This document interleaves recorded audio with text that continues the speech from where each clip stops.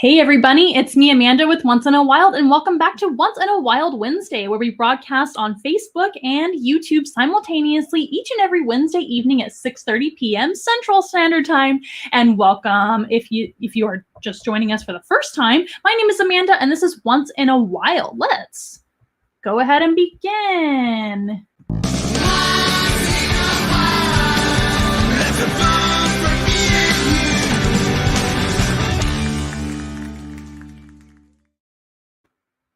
So hello once again and welcome. If this is your first time visiting Once in a Wild Wednesday, welcome aboard. And my name is Amanda. This is Once in a Wild, our mobile zoo that is also a virtual zoo as well. I am joining with one giant rabbit here today, right? So this is Sandor, the Flemish giant rabbit, and he is actually going to be our one and only animal ambassador for this program today. Before I take away our banner down below so you can see our bunny a little bit better, I am going to remind everybody that this program is free, of course, each and every Wednesday evening, but we do have donation and tipping options down below, and they're always also in the description down below as well for your convenience. One of our tipping options is, of course, our Venmo, Cash App, and we also do have a PayPal as well. We also have a onceinawild.com. If you go to onceinawild.com, we have a Amazon wish list. That's what I was trying to think of. Our Amazon wish list is at onceinawild.com, and you can donate items on our wish list that are specially selected for animals like Sandor the Flemish giant rabbit. If you need to contact us for any reason, our number is down below as well as our website. So I'm going to take away this banner really quick because, as you can see, it's covering up our beautiful bunny. And I want to make sure you guys can see him in his full glory. So hello, everybody. I hope you had a great week and welcome. We are going to be talking all about rabbits today. So, of course, Sandor the rabbit is going to be joining us today. And we're going to be going over all sorts of rabbit care tips and basically kind of like the basics of rabbit care. There is so very much to talk about with animal care in your own home. And my goal with this video is to educate everybody on what it really takes to have a rabbit in your home and also to discourage you from buying them. That's right. With Easter right around the corner, a lot of people think it's a great idea to purchase a rabbit for themselves or for their children. We here at Once in a Wild do not encourage anyone to purchase a rabbit just for Easter. Rabbits are not toys and pets are not toys. We actually have another another live stream on YouTube that you can check out if you want to. On our YouTube channel, Once in a Wild. Please subscribe if you haven't already. Make sure and do that. That's a free way you can help us out, as well as liking the videos and sharing the videos too, obviously. If you don't have YouTube or you don't prefer YouTube, we also have all of our videos banked up on Facebook as well. Having a hard time talking today for some reason. I do apologize ahead of time. But we do have a video on there where I talked about how pets are not toys as well. Rabbits can be pets sometimes, and they are domesticated. This is a domestic breed of rabbit, and I think he makes a fantastic pet for me and an animal ambassador for me and our company. However, he doesn't make the best pet for every family. And we definitely don't want to encourage you guys to purchase a bunny just for the novelty of it or a toy for your children, things like that. I don't believe that animals should be purchased for children. That is what I believe. And I think that is a very kind of old-fashioned way of thinking.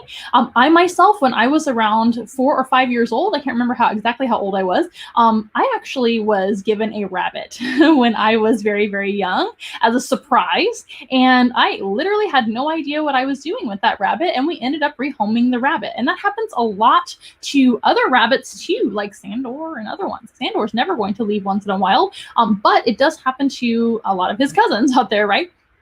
So we definitely want to educate you guys on the care of rabbits, what it really takes to have a rabbit around, and kind of update maybe your thinking about rabbits, your way of thinking about rabbits as pets or rabbits in your home, right? We want to make sure that all that information is updated in your brain. That way you can kind of make an educated decision. Now, if you already have a rabbit and you plan on keeping that rabbit, fantastic. We definitely want to educate you as well, even more so, I guess. Do you want a treat? Would you like a treat? Sandor would like a treat. He's going to have some banana peel to snack on. Banana peel and bananas in general are great treats for rabbits, but not an everyday food. They're just like treats. that he's going to get today. But I do want to make sure and let everybody know whether you have a rabbit in your home already, whether you are getting a rabbit for sure, or whether you're thinking about getting a rabbit, or if you kiddos out there are begging your parents to get a rabbit, you definitely want to watch this video and other videos about rabbits first. I might also recommend volunteering or spending time with rabbits before you purchase a rabbit, because you might be allergic. Number one, a lot of people are allergic to rabbits. I'm not, thank goodness, and none of my family is. But some people are, and so that would be kind of sad if you brought a rabbit home and then you realized that you were allergic and then you couldn't have the rabbit anymore, right? So that's really important. It's also important to kind of get an idea of what you are going to be expecting by bringing a rabbit into your home. And here at Once in a Wild, we don't just educate with our wild animal friends. We also educate about pet care and domestic animal care.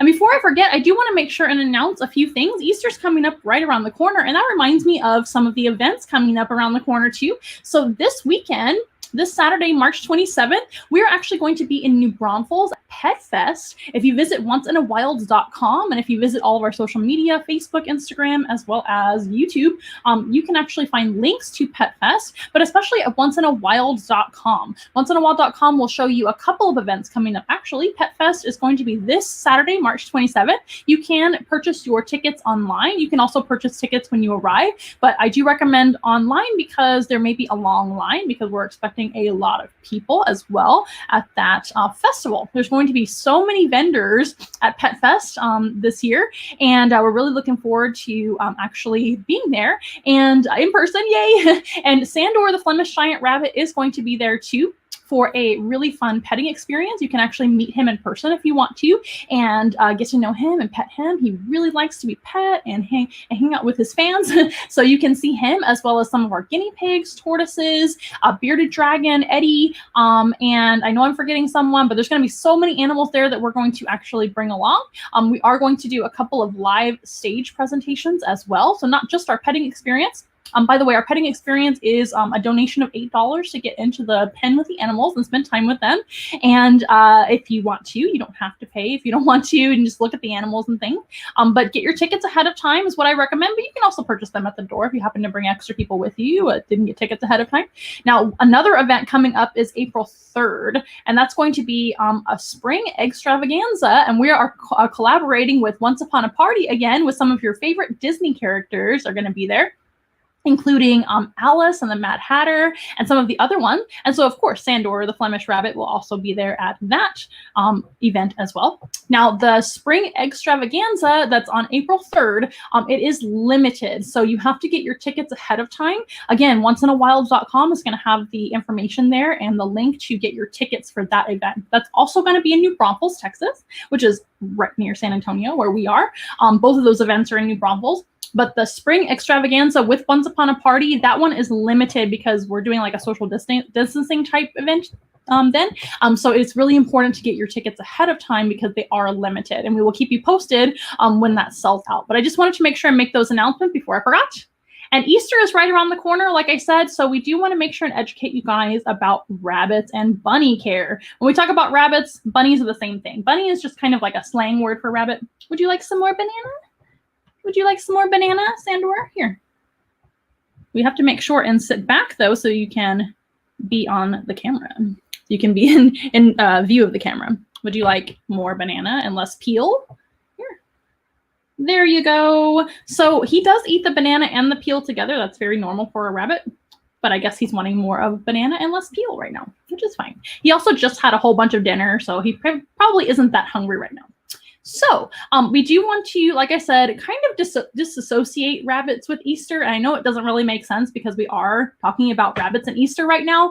But I do want to make sure that you guys are educated on rabbit care in case you have a rabbit at home or in case you're thinking about getting a rabbit. But we do want to discourage you guys from purchasing rabbits as surprises for your children because they're living animals. And we want to make sure that they are taken care of. You can do all your research needed for taking care of a rabbit. Even if you've had a rabbit in the past or you have a rabbit now, there's always more things to learn, and we're always improving our pet care over time, right? So pet care gets better and better every day as the years go by and everything like that.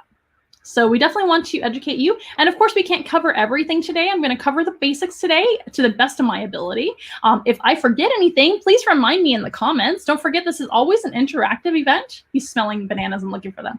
Remember, this is always an interactive program and event. All of our live streams are like that. We want to make sure you are invited and comfortable to ask questions as well as leave comments. It is a lot of fun to see your comments and tag your friends and family members that love animals in our live stream. That really helps us out. So if I forget anything or if you have any specific questions, please let me know. If you want to know anything about rabbits, or you have rabbit care tips, or maybe you have something specific that you want to tell me about rabbits, I have provided also in the description box down below on YouTube and Facebook, there are links, there are informational links to another YouTube channel called Lennon the Bunny, which is a all rabbit channel, and that channel has amazing information about keeping rabbits in your home and keeping rabbits as pets. There's also a link at the very bottom about the House Rabbit Society, which is a great resource as well on rabbit care and actually keeping rabbits indoors, which we always recommend. So rabbits actually shouldn't be outside unless you're having like a short play session, or of course we do events with Sandor outside all the time. But as far as living conditions, rabbits don't really do well outdoors when they are pet rabbits, especially in hot weather. We have extremely hot weather here in Texas, so we cannot keep Sandor outside for long periods of time. Rabbits can overheat very easily with their very warm coats that they have, which is designed, their coats are designed for living in Europe, where they have very, very, very cold winters, right? We had a cold winter this last winter, but that's not really normal weather here in Texas. Most of the time in Texas, we have extremely hot weather. So he would not do well for a very long period of time in hot weather. Also, we keep rabbits inside because it is safer. It is safer from predators because rabbits are prey animals. Rabbits are eaten by all sorts of animals like foxes, coyotes, dogs, and cats, birds of prey like owls, hawks, and eagles. So they have a lot to worry about outside. Also, rabbits are great escape artists. They can dig and chew through things like your fence. They can chew straight through wood. So if you have a wood privacy fence, they can just dig right under there or chew through it and escape. So it's really not a good idea for a rabbit to be outside all the time. Again, he gets outside sometimes to play, and it's always supervised. We either have him on a harness to make sure that he is safe if it's an open space, or if it's a fenced-in area, we just make sure and supervise him so he doesn't get into trouble. Also, rabbits can get into lots of trouble with hazards outside too. So we're going to cover a lot of that information in just a moment. I just wanted to kind of give you an overview of what's going on today. And I do apologize. Normally we have several animals on the program, but I wanted to focus just on rabbits today since Easter's coming up, and we want to make sure you guys are educated in case you're thinking about getting a rabbit anytime soon. It's also kind of rabbit season right now and duck season. Maybe we'll do another video all about duck care as well, because I've really fallen in love with keeping ducks here with us. But ducks are another animal that a lot of people will buy. Ducklings and chickens, well, ducklings and chicks, I should say, and baby bunnies are really popular during Easter season. But I want to focus on rabbits because a lot of people have rabbits, they're interested in rabbits, and they do ask me all the time how I take care of such a large rabbit. Honestly, he's the same amount of care as it would be for any rabbit. So we want to break that stigma that larger rabbits need more space. All rabbits need more space, need lots of space because they need lots and lots of room to run around. Sandra is chiming in. Hello, Sandra. Whoop, whoop. In New Braunfels Pet Fest or NB Pet Fest. Yes, that's coming up. And I hope you guys can come out to see us in person. You can meet Sandor and Iggy the guinea pig and all of his guinea pig friends, as well as Eddie the bearded dragon and Frank and Shelton the tortoises. And so many more are going to be there at Pet Fest. And thank you for tagging your friends and family, you guys. Sandra is asking, how old can a rabbit get? It depends on the breed. So there are there are various rabbit breeds in the care of humans nowadays, just like there are so many dog and cat breeds nowadays. So he's a Flemish giant rabbit. This is the second largest rabbit breed in the entire world. He is about 22 pounds, and that's about as big as they get. And there's another breed called a continental giant. Would you like another treat? Do you want some sweet potato? Please don't jump down off the table, son. There's another breed called the continental giant, which can get even bigger than Sandor. Continentals can get up to 25 pounds or more sometimes if they're a little bit chunky. So 22 pounds is about as big as Sandor can get. He could potentially become more chunky, but we're not going to let that happen, right? We're going to keep him nice and healthy, and that is really important for rabbits. So the main reason that rabbits don't live as long, well, sometimes it's care in general, but sometimes it can be become becoming obese and fat, just like with other pets too, like dogs and cats. So yeah, he can actually live up to around 10 years, but average for this breed is anywhere from 7 to 10. And then other rabbit breeds that are smaller, just like when dogs are smaller, they typically live longer, like Chihuahuas and rat terriers and things like that. Those guys can live a long time. Rabbits that are smaller, they can live into their teens, so like around 15 at the very most. But for this breed, it's typically a lot shorter because he is so large. Okay. Good question. I hope that answered your question. I didn't keep it on screen very long because, as you can see, it covers up our beautiful rabbit, and we want to see him the whole time. Usually, Sandor will settle right down when he's on this mat, but he's just running amok out here, silly goose. Okay, so let me see who else is chiming in as well. Hello, Florida fam.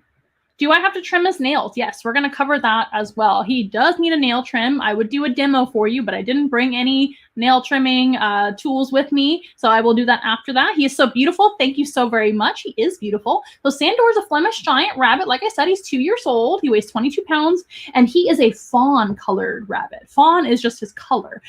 Flemish giant rabbits actually come in all sorts of different colors. They come in what we call blue, black, gray, sandy, white, all sorts of different colors. Do they eat carrots? Rabbits can't eat carrots, but they should only eat carrots for treats. Rabbits in the wild do not eat anything like that.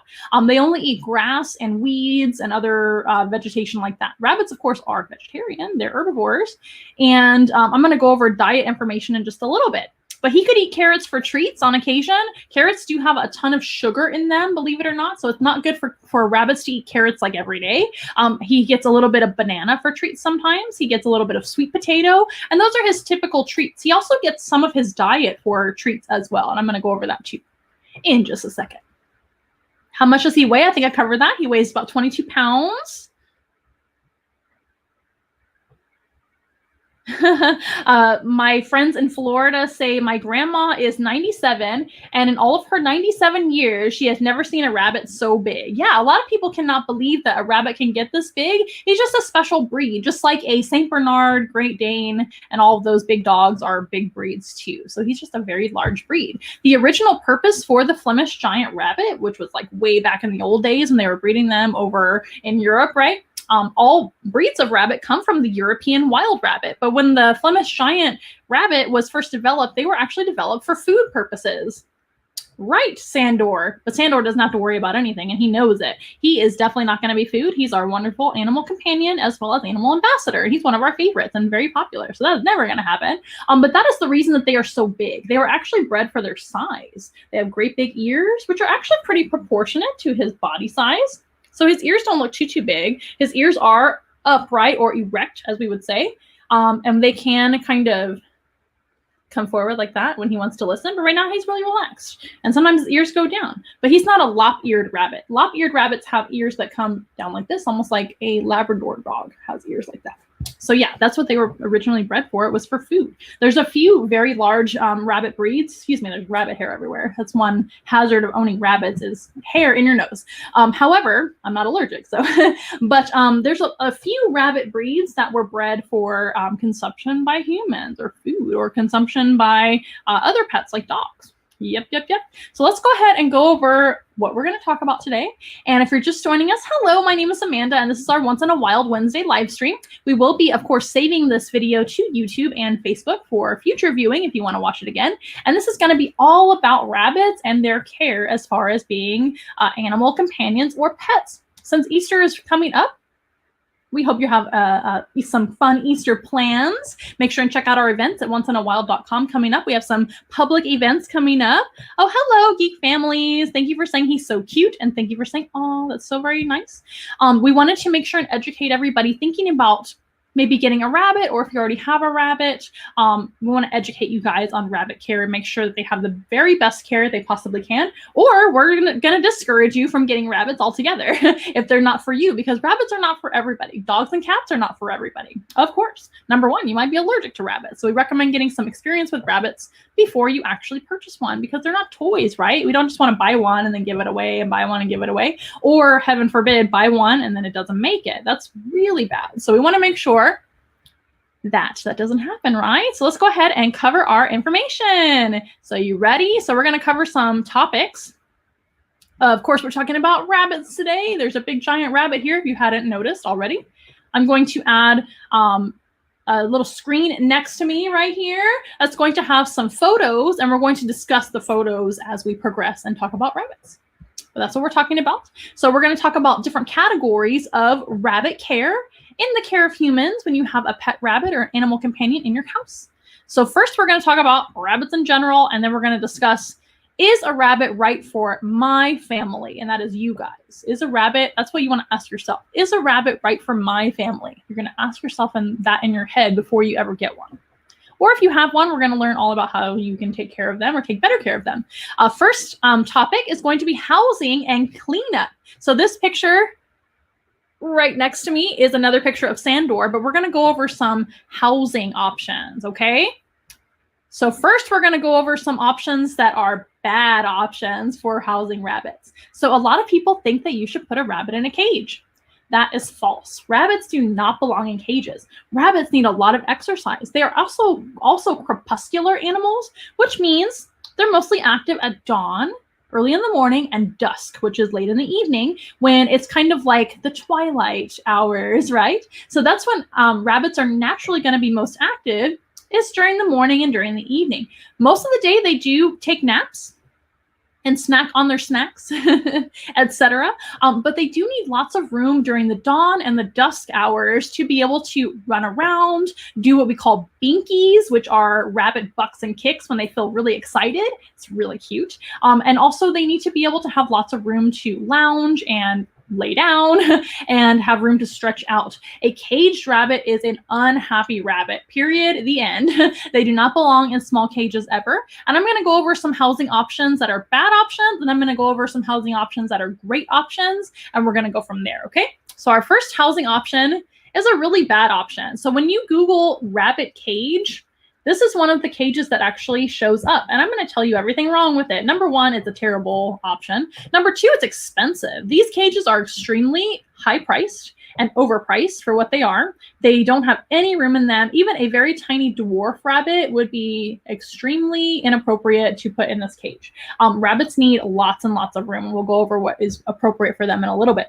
But this is basically a plastic bottomed cage with little wheels for some reason, so you can wheel it around. I don't know. And then it's got a little level, which is unnecessary for rabbits because rabbits do not climb. I don't know if you guys know this, but rabbits are terrestrial animals that do not climb. They live on the ground, and they sometimes are subterrestrial, living underground. So European rabbits, which is the species of rabbit that all of your rabbit breeds that are domesticated actually come from. So they have all their instincts that come from the European rabbit and some of their habits.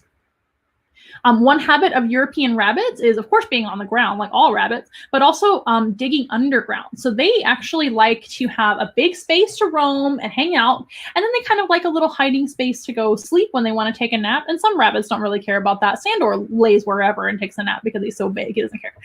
He knows that nothing's really going to harm him in our house because he's very comfortable. But sometimes rabbits need a little hidey hole to hide in. So a lot of people, I guess, think that a cage is like making them more comfortable, but nothing could be further from the truth. They are wide open space animals. They live in fields and forests and meadows that have lots of space around them. So nothing could be further from the truth. They do not do well in a tiny space confined when they're being made to stay in there.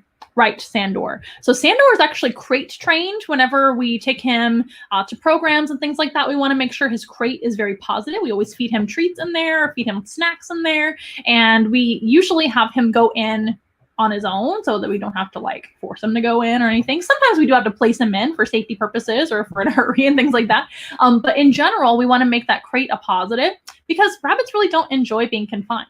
As soon as Sandor gets to a program, most of the time he's in a big round pen where he can run around. If you guys have ever been to our programs, in person, you would have seen that. He actually usually is in like maybe an outdoor area with some grass, and we have like a big round pen where he can hang out. So they don't really like being confined in cages. Another thing wrong with this, again, is the levels. They don't climb. So I don't know why you would think a level like this would be appropriate for a rabbit. To be honest with you, there's not much animals I can think of that would be appropriate for the size cage at all. This is not a big cage whatsoever. If you can see the water bottle there, the water bottle is about this big.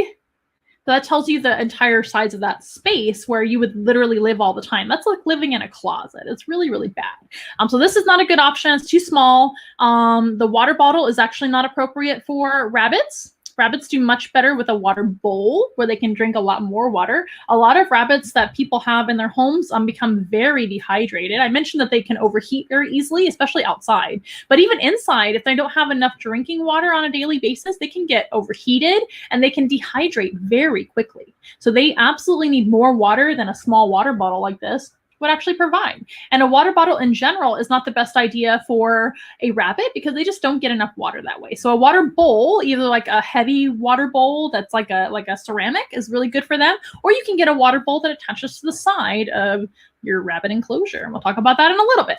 So that's something else wrong with this. Another thing is the thing right next to the water bottle here that I'm circling with my my mouse here. I don't know if you can see that or not, but that is a automatic feeder for pellets. So rabbits can get pellets, and Sandor gets a little bit of pellets every day, but he doesn't get very much. So you don't want to free feed pellets. You want to free feed something else, which we'll mention in a minute. So a lot is wrong with this enclosure. It's definitely too small. The little door is strange. A rabbit would have to like climb in and out. That's really odd for a rabbit.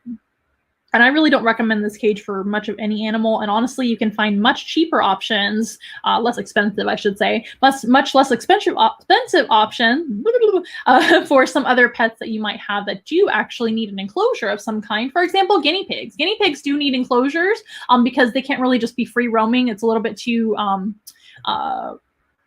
risky and dangerous for them in a household. A guinea pig room could possibly be made for them to have like a whole room to themselves, but that would be like really awesome for your guinea pig. Guinea pigs also don't necessarily stay clean in your house, so they might use the restroom a lot and they're a lot more challenging. So rabbits are a lot different than guinea pigs. But a guinea pig does need an enclosure, but this is still, in my opinion, to each his own, I guess. But this is still much too small for even a guinea pig or anything like that. So I don't recommend this at all. Another rabbit cage that pops up when you Google rabbit cages online, and this is going to be, to me, it looks like a trap. This is definitely another extremely tiny, and it even has a wire bottom. Can you see the bottom here? I'm kind of like pointing it out with my mouse. Boop, boop, boop. There's a wire bottom there. I wanted to show you this one because of that. Please do not ever keep rabbits on wire bottom cages. I know a lot of breeders and things like that will keep them on wire bottom cages. It can make them have sores on their feet. They should have a soft floor to lay on. They should have like a carpet or a rug or something soft, not a slick floor like wood floors or tile, and not wire, because that can actually cause sores on their feet, which is really, really bad for their feet, right? We don't want to make, our animals have sores. So please don't use wire bottom cages like this. Rabbit cages like this with wire bottoms were actually designed for when rabbits were becoming food for humans. So basically they were put in small spaces to make sure they did not get exercise and that they would gain a lot of weight very quickly. And it's, I guess, for easier cleanup because a lot of their poops and things would go down below and they could just take out the tray and clean it out like a bird cage, I guess. And but it's not appropriate for a companion animal at all. They are only really for food type animals, and even that I don't agree with. I don't agree with necessarily keeping food animals in tiny cages before they are made into food. I'm definitely not a vegan or vegetarian, so I do eat meat. I will say that right now. However, we should treat our meat animals a lot better, in my opinion. So this is definitely not appropriate. Again, it's way too small, as you can see, and the wire bottom is especially bad for their feet. So not good. Here is a weird option. This literally popped up when I searched for rabbit cages on Google. So these are all available to you right now. They're not old, they're right now, which I find very interesting. Just like our bird talk that we did, which is another video we did all about birds. There were so many strange bird cages. So this one, I would say is more appropriate for maybe like a chinchilla, or if you have like a baby kitten that you're keeping confined before they're more trained, I guess. You could probably keep a couple other smaller type, and maybe a ferret. This isn't really that big for a ferret, but I could see maybe like 1 or 2 ferrets living in this as part of their temporary housing. But rabbits, no. Rabbits do not climb. They don't like heights. Sandor does not like to be picked up. because they're a little bit scared of heights. When you pick up a rabbit, there's appropriate ways to do that. And if you check out the links down below to that YouTube channel that I recommend that covers all sorts of rabbit stuff, the Linen the Bunny channel, that actually goes over the appropriate way to hold a rabbit. You never want to hold a rabbit on its back and cradle them. That can actually harm them, etc. But rabbits in general aren't the most fond of being picked up. Sandor does not like to be picked up, which is why I always put him like on a platform of some kind so he can be comfortable. So when you pick up a rabbit, sometimes their instincts take over to think about a bird of prey picking them up. So remember, rabbits are prey. So, and they don't climb. They would rather have a whole lot of horizontal space than vertical space. Vertical space doesn't make any sense for a rabbit. And those aren't even real rabbits that are in that cage. They make me laugh because they're like little stuffed rabbits. I don't know what they were going for there, but they're not real rabbits. And you should not keep real rabbits in a cage like that. Stay still, Sandor. We love you. That was another one that popped up. I don't think this is necessarily a terrible cage in general. I think you could keep a few animals in it pretty well, but definitely not rabbits. Rabbits don't like heights. Like I said, when you pick them up, that reminds them of being taken away by a bird. So not comfortable for them. And that's certainly not enough space at all for a rabbit. So cages in general, not a good option for rabbits. Rabbits don't belong in cages. They just don't. Sorry about it. They don't. Here's a very, very popular choice with rabbits, and it is called a hutch. So this is like a double-leveled hutch. You've got like the level on the bottom, which actually this type of hutch is designed for being outside. And again, we don't recommend rabbits being outside. It's way too hot usually for them to just be confined to a space and living outside. Rabbits in nature, they go underground when they want to get cool and they want to hide away. And also they live in Europe. They don't live in the United States. So Europe has very, very different weather. They have a lot colder winters, and especially like in London and things like that, it stays pretty cool most of the year. So they do okay. Also, wild animals don't have the best life sometimes, especially prey animals. Prey animals basically have to watch out for predators all the time. They have to watch out for danger all the time. And they don't live very long lives. So rabbits in the wild only live about 1 or 2 years on average. Rabbits that are pets and that are kept indoors can live, like I said before, up to 10, 15 years. So that is a long commitment, right? But if you take proper care of them, that's how long your rabbit should actually live. They have the right diet, they have the right housing, they're kept inside in your climate-controlled home. They can live really long lives, and they do very well. I think rabbits are great pets when taken care of properly for the right family, right? But this is a hutch. And again, a hutch is going to be going back to the old days when rabbits used to be only bred for food. Hutch is a very, very small confined space that allows the rabbit to not move around very much at all, even though it's it's leveled, right? It's got 2 levels. That does not count as space for them. So the only space that they really get is that bottom area there to like run around at all. Come here. Closer. Nobody can see you on the camera if you go forward. That doesn't give them enough exercise. So that was actually the hutches. They didn't look as nice as this, but hutches and cages like this with wire bottoms, etc., like I showed you before, the one from before, this one, and this one, they are actually, like I said, from the ideas that we wanted to fatten rabbits up, not let them exercise, and make them into food. That was the original idea for these hutches and things. Give him another treat and maybe he'll stay over here. I need you to stay over here. Can you scoot this way? Can you scoot this way? There we go. And I'm just going to check my camera's timer really quick, you guys. Those of you that watch me often, you know my camera's on a timer. I have to reset it. Oh, Sandor, you keep moving around. Come here, buddy. Come on. There we go. So it's not a good option for them. Also, it makes me laugh because part of it is wire, but part of it is wood. I don't know if you guys can see this, but Sandor has really sharp teeth. And that's raw sweet potato. He can chew right through the raw sweet potato in no time. That means that he can chew through wood too. So when you keep a rabbit outside, especially in a wood enclosure, that is a terrible idea. They can chew right through that in no time and escape. And then they're just out in the elements, which is a terrible idea.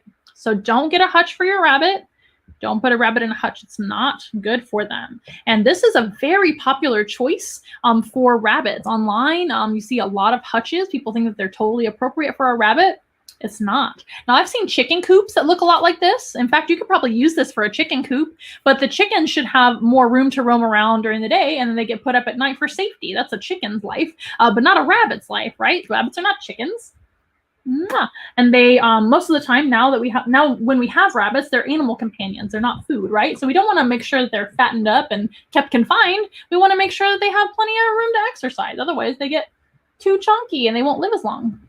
And they're just not happy. So here's another kind of hutch situation. Again, outside, I want to emphasize that rabbit pets do not belong outside. They don't do well. Their life expectancy is very, very short when they live outside, even for a pet rabbit, because they can stress out in the heat and the elements, heat or cold or anything in between. They can stress out if a predator comes near, even if they don't get eaten by the predator. It stresses them out to be around predators. And that can definitely impact their health and other things. So I think, oh, no, here's another option. So I want to talk about this a little bit more. As you can see, it is on the grass, which is a little bit better because at least it has a soft area to like hang out in. And this definitely isn't the worst hutch I've ever seen. This is pretty decent for a hutch. But again, they don't really need a hutch. Another thing to think about is these cages are really expensive. Most of the time, when you're buying a pet cage for a rabbit, you're going to spend a lot of money for no reason because they don't really belong in cages. So you can honestly skip all of that, and we're going to give you some other easier and less expensive options for your rabbit or your future rabbit. So here is another rabbit cage that you could possibly use for like a small guinea pig, well, a guinea pig in general, because it does have a little bit more room. Honestly, though, the best cage for a guinea pig or enclosure for a guinea pig is one that you can build yourself, and it's really easy to do that. Maybe I'll do a guinea pig version of this video too. Would you guys like to see a guinea pig care video? That would be so easy to do as well. These videos take a long time to film, but they are very easy. So no problem. I could see maybe a guinea pig living in this with the fence like this. I would never confine them just in that cage. However, like I said, there's much better options, but a rabbit, absolutely not. Number one, that is way too small of a space for a rabbit. Even with that fence around that little enclosure, I've seen these for sale in different pet stores that I visited. They are not big enough for rabbits. Also, I don't know if you know this, but rabbits can jump, and they can jump pretty high. So rabbits actually can jump right over that fence, no problem. You need a lot taller of an enclosure to keep a rabbit in it. So this really wouldn't do the job that you're wanting it to do, which is confine your animal. So again, I don't really recommend this cage, or let's go back to the beginning. This cage either. They're really similar. This one just has the black one just has like a fence around it. Both styles of cage are really similar. I don't recommend this type of cage at all. You want a snack? You're going the wrong direction. Come over here. There we go. Oh, show him your pretty ears. The piece of sweet potato again. I'm not feeding him carrots. I'm feeding him sweet potato, which is a little bit less sugar than carrots. But he doesn't get them every day. He only gets them for working and doing things like this and hanging out. Just treats. And for training. So again, not a good option. I don't know why it's on wheels. That's strange. It's not that heavy. You can just pick it up. So that's a little odd. Not enough space.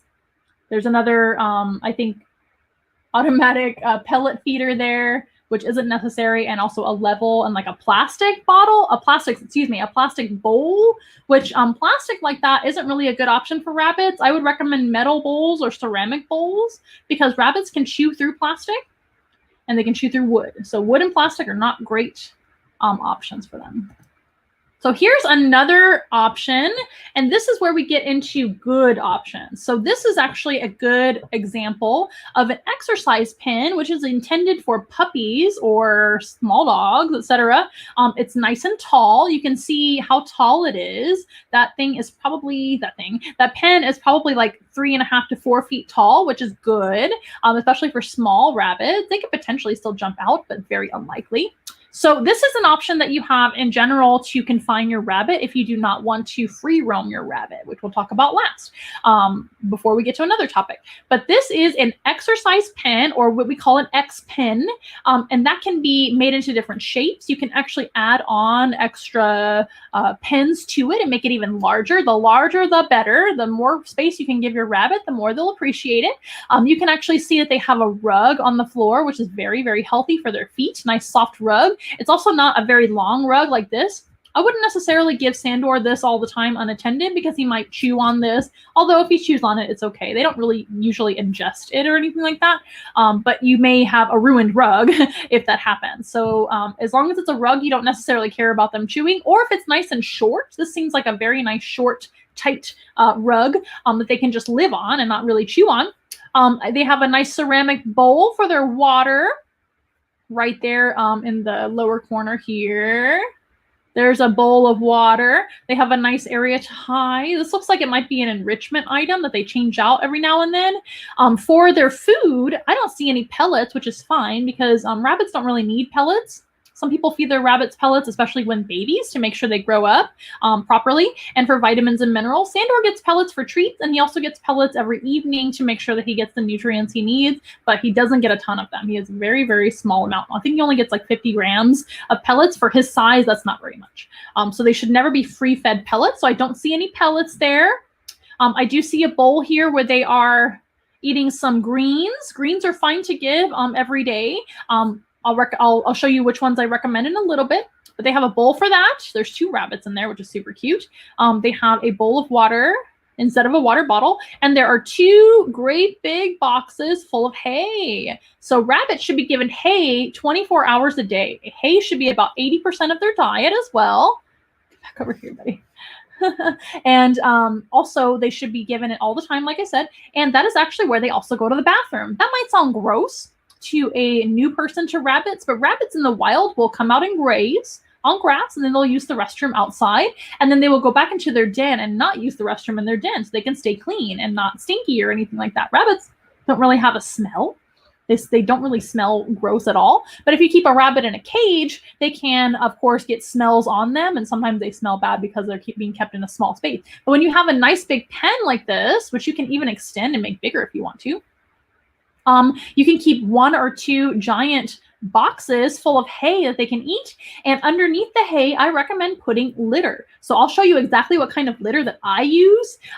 It's really easy and not expensive. And you just put like a couple of inches of litter below the hay, and then you just pile the hay on top. And they basically jump into the litter box or hay box, and they will use the restroom and eat out of it at the same time. And that is how you potty train a rabbit. It's really easy. They instinctively will go to their grass or hay in this case, which grass is basically the wild version of hay. Hay is replacing their grass in their diet. I love that you're sleeping, but I would love for you to sleep where people can see. He's like, what? But that is how you feed and litter box train a rabbit. As you can see, these rabbits are eating their greens now because they seem to prefer their greens and vegetables. It's really yummy to them. And the hay is just kind of like an all-the-time snack. But rabbits are grazers, so they need to be given hay 24 hours a day, or else they can go into stasis, which means that they're not moving, having movements through their body. So it's really important for rabbits to use the restroom every day. And if they don't, then they can get very sick. And it's extremely dangerous for a rabbit to go into stasis. If your rabbit at home, if you have one or you're getting one, if they happen to not poop that day, that is an emergency situation. You never want to have a rabbit not eating and not pooping for the day. If you see your rabbit not eating for 24 hours, that is an emergency. You must take them to the vet immediately.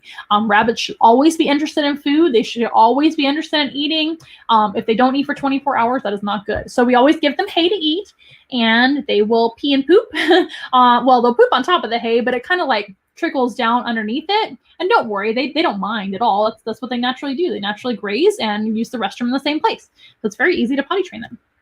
Here's another example. It looks like this is 2 enclosures. I see 1, 2, at least 2 rabbits. And it looks like they might be separated. I'm not sure what the situation is here. This is just a Google image. But they have 2 exercise pens, which are pretty large, and lots of things for the rabbits to do. Lots of little beds and hides. Here's a hide here.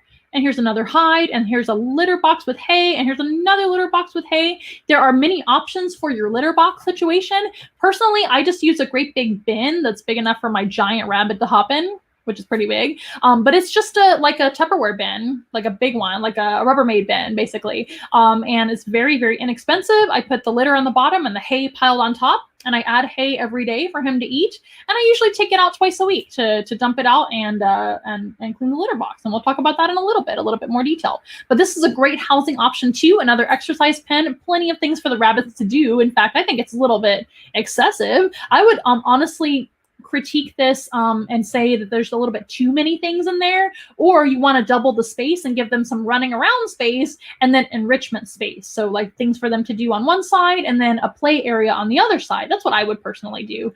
Or maybe these rabbits actually get more free roaming time inside the room. I don't really know their situation. And maybe this is just where they're put away sometimes. Regardless though, this is a great option for you guys interested in keeping rabbits. Here's another great exercise pen option. This one's nice and large for the size of rabbit that's in there. I don't know how big this rabbit is, but I see it right here. I think that's it.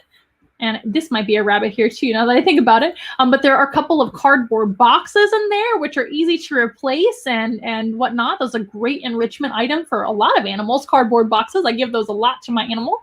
But a great hide, and they can chew on it too for fun. It's important for rabbits to have plenty of hay to eat and plenty of things to chew on as well, or else they might chew on your items at home. But rabbits have to chew, so we can't be mad at them because that helps their teeth to stay healthy. Rabbits, just like rodents, have teeth that never stop growing. So it's important for them to have hay 24 hours a day. That is really going to do most of the work on their teeth. If they have tons of hay and that's most of what they're eating, that's great. They can just be totally fine like that. However, they do appreciate other things to chew on as well. Sandor, luckily, is not a big chewer. I don't really have to rabbit-proof the room that he lives in at all. He doesn't really chew on anything that he's not supposed to. But I did do a couple of things to make sure that he's safe, and we will cover that in a little bit. But I see one problem with this setup that I'm showing you right here. That is these things right here. Can you see this purple and blue item here? They have a water bowl here, which is good instead of a water bottle. Water bowls are better for rabbits. You can actually use a water bottle too as like a backup. That's what I do. I have a water bottle that's really big. It's like this big. It's a big water bottle for big rabbits, but I have it just as a backup. So I also have a water bowl for him, but if he happens to be really thirsty that day and I'm gone for the day for some reason and I'm not home in time to give him more water or refill, which I usually am. He usually doesn't really go through all of his water, but if in case he does, I don't want him to get dehydrated. So I do have a great big water bottle, which is hanging above the water bowl, which is fine. That's like a backup water, right? But that's only in case he runs out of water. That's not his only source of water, so that's not necessary. But these things right next to you, I believe these are automatic pellet feeders, which means that they are filling the pellets really, really high. So it's like it's an item about this big, and they're filling that many with pellets. So free feeding pellets, which isn't good because pellets for rabbits can actually make them too chunky and make them obese. So I don't recommend that. So other than that though, I do see a bunch of carrots, which I'm sure are just like a sometimes food for this particular rabbit. Oh, sorry, you guys. My computer's trying to update and I'm telling it, no, don't update. But I can see some carrots here. Hopefully that's just a sometimes food item. I don't recommend just feeding a bunch of carrots all the time. It's not necessary. If you're going to feed veggies, you want to feed stuff like this. So there's a bunch of greens right here. This looks like either kale or maybe mustard greens or something like that. Kale should be given on occasion, but mustard greens are a really good option. Where are you going? Please do not leave. It is your show and you need to stay here. Would you like a treat? Like a treat. You know you like banana peel. Would you like some sweet potato? Here, my sweet potato. Come here. He doesn't realize that he's not on camera. Like, why can't I just go this way? Because if you don't want it, you don't want it, but that's fine. Well, animals, they do what they want. So there's a couple flaws with this, but overall, this is a great option, and they do have a ton of hay. This must be 2 rabbits because they have 2 litter boxes, which isn't really necessary unless you have 2 rabbits. I guess it's like cats, where you should probably have 2 litter boxes if you have 2 cats. What a sweetheart you are. But there's plenty of hay in those litter boxes. I assume there's litter underneath there. Great big bin. That's similar to what I use. I just use a gray one instead of a clear bin. This one might be gray too, depending on the lighting. And then, like I said, you don't want to free feed carrots like that, and you don't want to free feed pellets. Definitely not. Pellets are just a very, very small portion of a rabbit's diet on a daily basis. Here's a great example too. It looks like they have a couple of, well, they have an exercise pen. It's a little bit of a different brand, which is fine, as long as it's tall enough for them not to jump out. That is fine. And then they have a couple of, it looks like maybe like dog houses or something like that. That might just be for play. I think I see one of those tunnels right here, which you can give your rabbits. They love to go through tunnels and be under them sometimes and hide. But then they have a ton of space. And you can see the small rabbits right here that live in this pen. And they have tons of space to run around. And that is great. So a couple of things to hide in. And then they have, it looks like their litter boxes here. Or might be 2 litter boxes. Fantastic. They have a bowl here and a bowl here. And a couple of bowls. Maybe they have some treats or enrichment in those bowls. I don't really know. One thing I would probably add to this setup, it's a great setup overall, but I would probably add just a big rug that covers the entire space, just because rabbits don't really care for slick floors, but most of the floor is covered by these mats, and that's fine. And then you got a couple bare spaces right there. Rabbits usually will slip and not do very well with a slippery floor. So they really appreciate carpet or a rug to make sure they have traction to be able to run around and do the things. And like I said, they're pretty much litter box users. They will go potty in their litter box as long as you set up their litter box correctly. They're very easy to potty train. So there's nothing really to worry about as far as them like peeing on the carpet. Another thing that will help potty behaviors and potty accidents is going to be spaying and neutering your rabbits, which, by the way, if you get 2 rabbits, there is definitely no other option but spaying and neutering them. It is very, very important to get them spayed or neutered, especially if you have 2. Sandor is the only rabbit that we have. He has guinea pigs that he lives with on occasion. They don't always hang out with him. He has birds that he lives with as well. Sounds weird, but he loves the birds. And I'm home all the time. I'm either doing animal programs or I'm home all the time. So if you have a lifestyle where you're home a lot of us are these days, right? Because of quarantine and everything this year, woo. But as your life gets busier and you realize, hey, I'm not going to have a ton of time for a pet, you probably shouldn't get a new pet. But if you think that you want 2 rabbits, number one, they have to be bonded and socialized together. You cannot just get a rabbit over here and get another rabbit over there and put them together and expect them to love each other. That doesn't usually happen. Rabbits need time to get used to each other, and there's all sorts of methods to socialize rabbits. I'm sure there's tons of videos that cover that. We're not going to cover that today because I don't have much experience with that lately because I haven't had a rabbit in a long time, and Sandor is a single rabbit. But Sandor has a lot of time with me and other humans. He goes on programs all the time and gets lots of socializing. He spends time with other animals, so he is okay. We do plan in the future when we have more room to have more rabbits, though. So I would love to have someday him hang out with another rabbit. That would be fantastic. But because of all that, Sandor is actually not neutered. Sandor has never had any issues with litter box training or any sort of aggression or anything. Some rabbits do just fine without being neutered. I do recommend, though, that if you get a female rabbit, that she be spayed, because that can bring about a lot of other health issues. And go ahead and neuter your male rabbits too. It's probably for the best. But we have decided right now he doesn't have any issues with anything, so we're not going to actually do the anesthesia part of it and make sure that he is neutered because there's not really any real reason to at this point in time. So, and that is just kind of a case-by-case basis, right? But if you have 2 rabbits living together, they must be neutered and they must be spayed, especially if they're male and female, then because you might get way more rabbits than you bargained for very quickly because rabbits breed very easily. But also if you have a female and a female or a male and a male, they can become very territorial if they are not spayed or neutered. And then they can become very aggressive with one another, especially as they grow up. When they're babies, they may get along fine, and then as they grow up, they might decide to fight. So that is something I would just want to make sure and cover. We do recommend spaying and neutering your pets at home, dogs, cats, rabbits, whatever you have that should be spayed and neutered, ferrets. But Sandor is actually not neutered, and I never thought that I would have an unneutered male rabbit, but he is wonderful. I haven't had any reason to do that so far. And we may make the choice in the future if we adopt another rabbit to neuter him, or we may make the choice if there's health issues or anything like that. As of now, he is not neutered. So I see 2, like I said, very small rabbits, and they have tons of room in this space. That is fantastic. Again, I would probably cover up that bare spot on the floor Other than that, I might pick up a little bit. A little cluttered for my taste, but that is okay. That's just a preference. Here's a great option too. So this, as you can see, there is no enclosure in this picture. This is a rabbit room. That is exactly what I recommend. So Sandor has his own room where he shares with some of our birds. He shares with the guinea pigs as well, but the guinea pigs are up high in an enclosure on a tabletop. And sometimes they get to mingle together for fun. But he has a great big room where he free roams most of the time.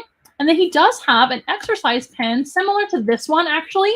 But I only put him in it when I need to clean up the rest of the room, the bird cages, or vacuum or something like that. Me and the other keeper that work here, we have to put him in something to make sure he's out of the way of the vacuum, or else he'll just get in the way. So that's, the only reason that he's really locked in there. And that is very rare. So he has a little pen like that, or a big pen, I should say, which is actually attached to a big dog kennel.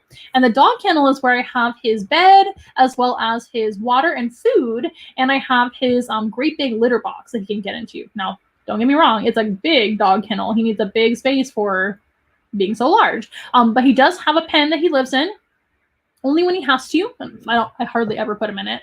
And the room is where he has most of the room to run around and be himself. So this is a very cute and adorable rabbit room. Now, as you can see, there are a lot of wood items, which I'm sure are fully intended for this rabbit to destroy eventually. So just know that if you buy wood items for your bunny at home, or your future bunny or whatnot, or your friend's rabbit, they will get chewed on, most likely. Sandor doesn't really chew on wood that often. He would probably leave it alone. Maybe not. I don't know. I haven't tried. But if he, maybe he would just like it and not actually destroy it. But most rabbits will chew on wood at least a little bit, and that is just normal. That's what they do. Trying to make sure he's in frame. Did you hear that carpet moving? What happened? See his beautiful ears. So that's the only thing I would say about this room. Also, I would probably put another carpet in the bare areas where the bare floor is. Again, they don't really care for the slick floor. So if they're running and they hit the slick floor, they could slide and they could get hurt. So I would recommend doing that for this room. But otherwise, it's very cute. It looks like this little picket fence area is actually their hay and litter box, which is awesome. And they have some toys on the ground to play with and a tunnel to run through. And I'm sure these items do change. And so if you do have a spare room, that's exactly what I recommend for a pet rabbit, is letting them have their own space with a litter box in it, food and water, obviously. And as long as it's a safe space for them, that's what I recommend, because there are lots of hazards potentially in your home that you may not be able to keep your rabbit away from if you just decide to free roam your rabbit. There are plenty of people that free roam their rabbit, but then you have to rabbit proof your home. And I did actually provide a link down below on that very YouTube channel that I recommended, which is Lennon the Bunny. She goes over rabbit proofing your home if you decide to rabbit proof. But there are many hazards you have to watch out for when you have your rabbit just like free roaming in your entire house. So I always recommend a room for your rabbit if you can, or maybe you have a room for like a few different animals that would get along just fine.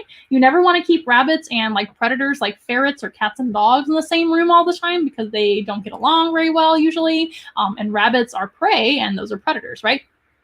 That may not be safe for them.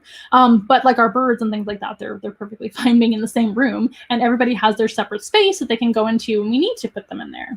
So that is really cool. That's a neat option for your rabbit. It's really important to give them lots and lots of exercise and lots of space. Your rabbit will be 100% happier not being in a terrible cage, like one of these horrible options. Yeah, so don't do this. I want to encourage you guys to do something like this, or better yet, a full room for your rabbit, which is wonderful. And it's actually not that hard to do. I was a little bit nervous about having Sandor in his own room, because at first I was like, well, we'll have an enclosure for him. We'll do something. And then the more I thought about it in research, I was like, you know what? I think I'll try a litter box training him. And guess what? He litter box trained in like the first day. So it was really no problem whatsoever. Here's another really cute rabbit room option. I think this is actually like half a room. It looks like they have a bit of a fence here. Maybe this is all open and they have the whole space, but this is really nice. So there's a lot of wood items for the rabbit to chew on, which I'm sure is the intention. There's a little IKEA bed. These are little doll beds you can get at IKEA, very popular with rabbit owners. They can lay in the bed and everything, and you can like let them chew on it and everything. As long as it's untreated wood, that's really, really important. You don't want to have wood that's got like oils or paints on them. You want it to be untreated woods. Typically, items that are made for rabbits and rodents and all sorts of animals to chew on are perfectly safe, so you can look into those. There's a bunch of wicker items here and some sticks that this rabbit can chew on. Lots and lots of space. Excuse me, rabbit hair in my throat. And then here is another really cool litter box option. It looks like there's a few litter boxes, which is cool. I mean, maybe this is just a dig box. Wow, what a cool setup. So this looks like it might be just a dig box, this plastic box in the corner here that I'm circling with my mouse. I don't know if you can see, but it looks like there's a little ramp and then a hole here. And maybe that's just some digging material that these people have put in there, or it might just be hay. And then here's a hay box with a hay rack on top. I don't really like a hay rack because it's just really not necessary to keep the hay above the litter box like that. But I think that's what they've chosen to do here. And then there's another box of something here. So I bet you whatever this is going to be the litter box, the main one. And there's just a couple of extra options. But they've just gone all out for their cute little rabbit or rabbits. This might be 2 rabbits here. I think this one is just kind of laying down so you can't see its face. But they even have a big rug, or that just might be their carpet that they have for the rabbit to have plenty of traction on, right, Sandor? And a rug in the center for them to just enjoy. Rabbits really like to be on rugs. That's why I use one of these usually when I have him go to programs or be on the live stream, because he's more comfortable. He can kind of like sink into it and feel more secure. Rabbits enjoy being on grass, so that is mimicking the grass, right? Really nice setup. I really like the color scheme and everything. Super cute. So let's talk about litter training. So real quick, I'm going to check and see if you guys have any questions or comments. I haven't checked in a little bit. Oh my gosh. I'm going to look down here really quick.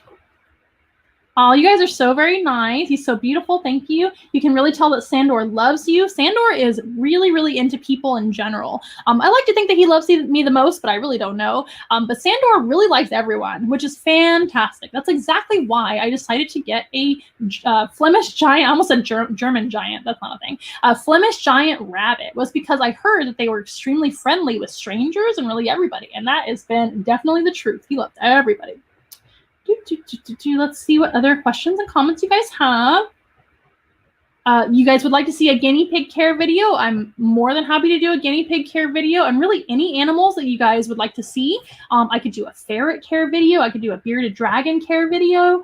There's so many options of animals that we have here at Once in a While that are pretty common household animals too for most people, or for some people, I should say. We can do some care videos for sure. That would be fantastic. They're not very hard.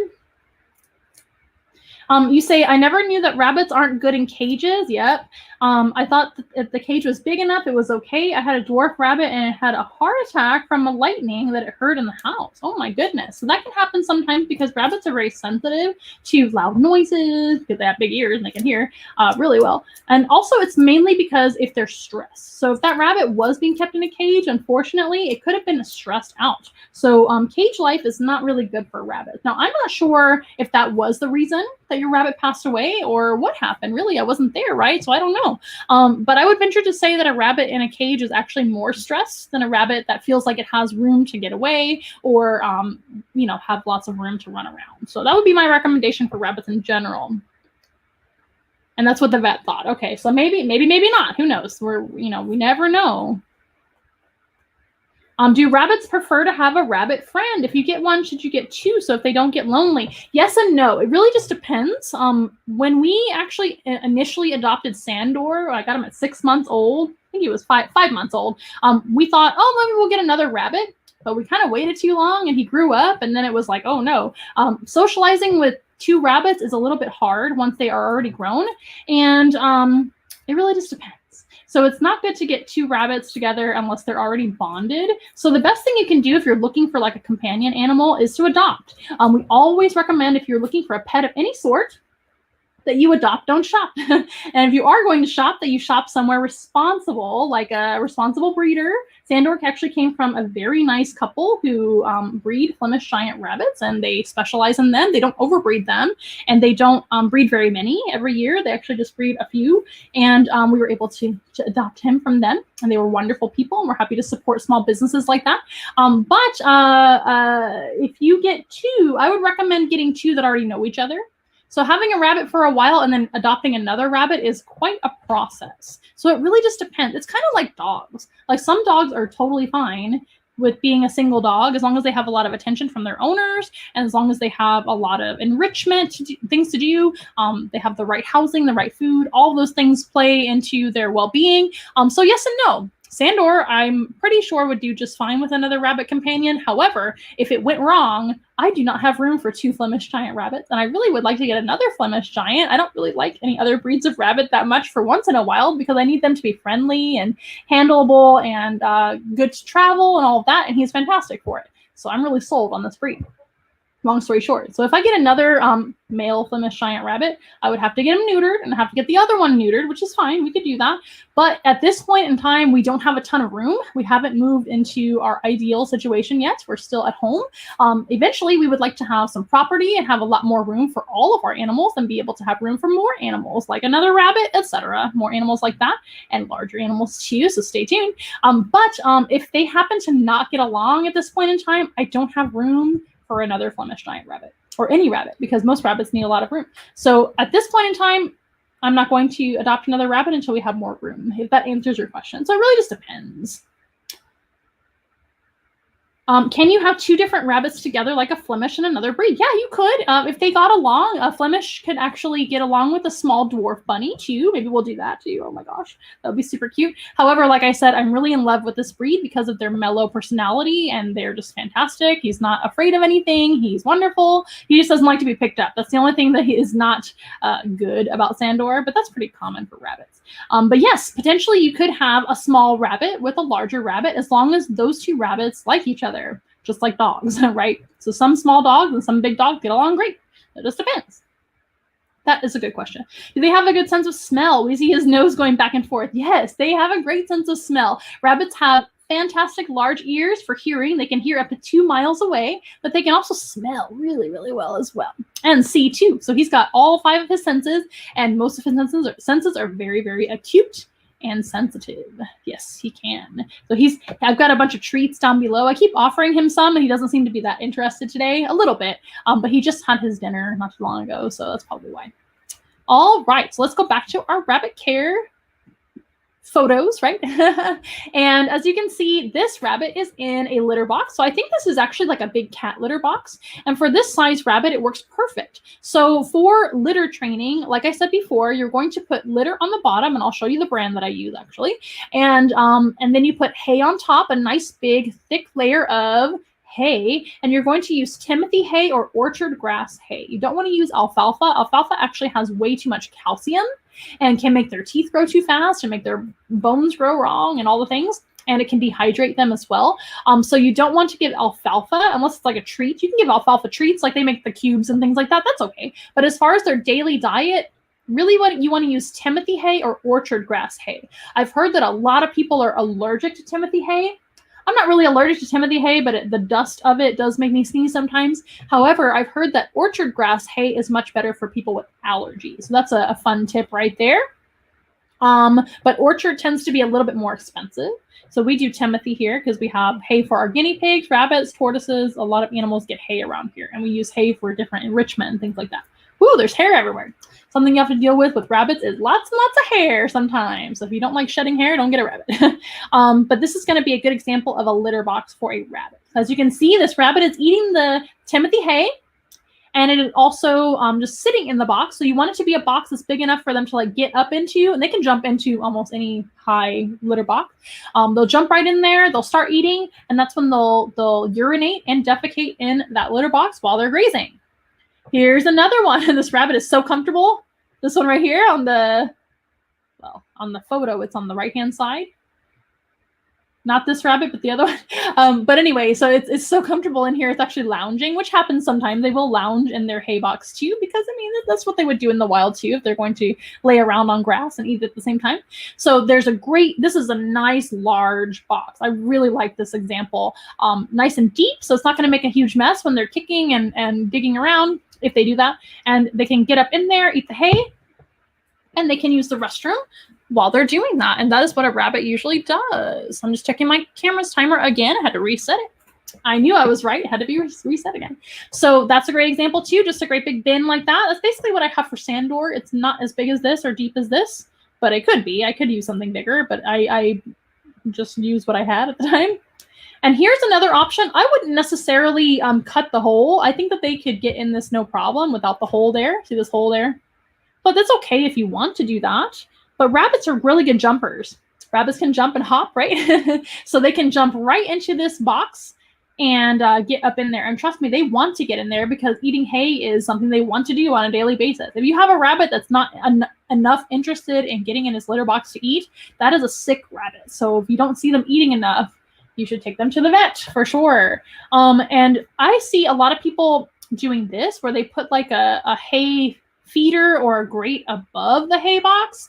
I don't necessarily do that because I think it's pointless. So putting the hay on top of the litter is really all you have to do. But if you really want to, go for it, I guess. But you want to make sure you have hay also in the box.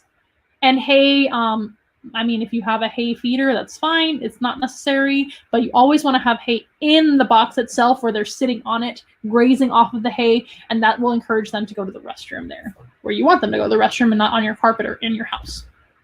Okay, so this is the type of litter that I always recommend, and you only need a couple of inches of this litter on the bottom of the litter box, so it's really only like this deep.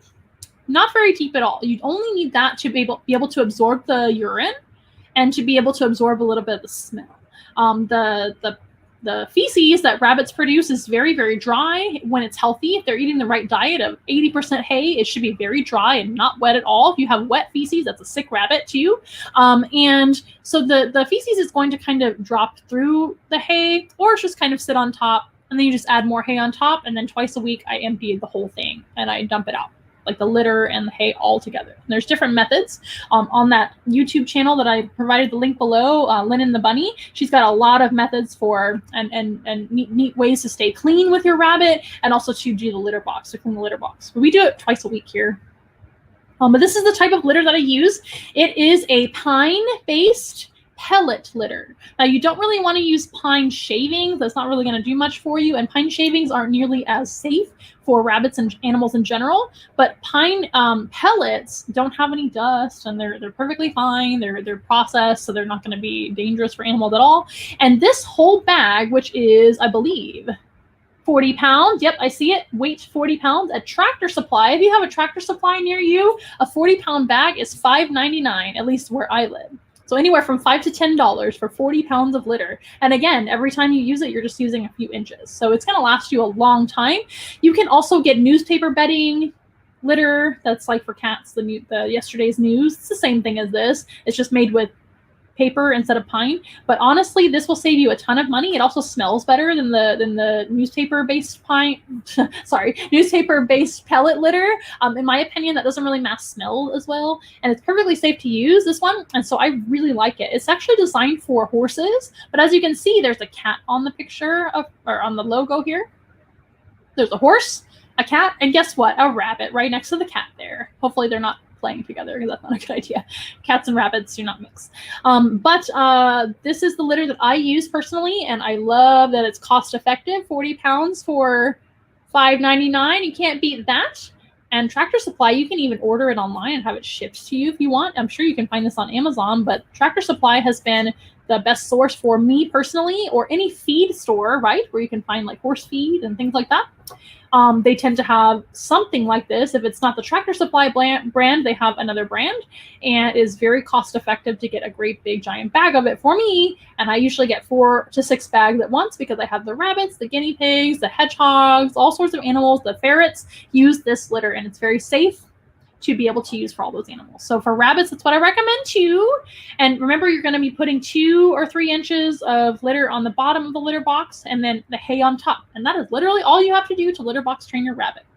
And if your rabbit is still having potty issues where they're not wanting to go where you want them, it's probably because they need to be spayed or neutered. Luckily, like I said, Sandor doesn't have any issues with that. He's very good about pottying in his litter box. Pottying, is that a word? Using the restroom in his litter box.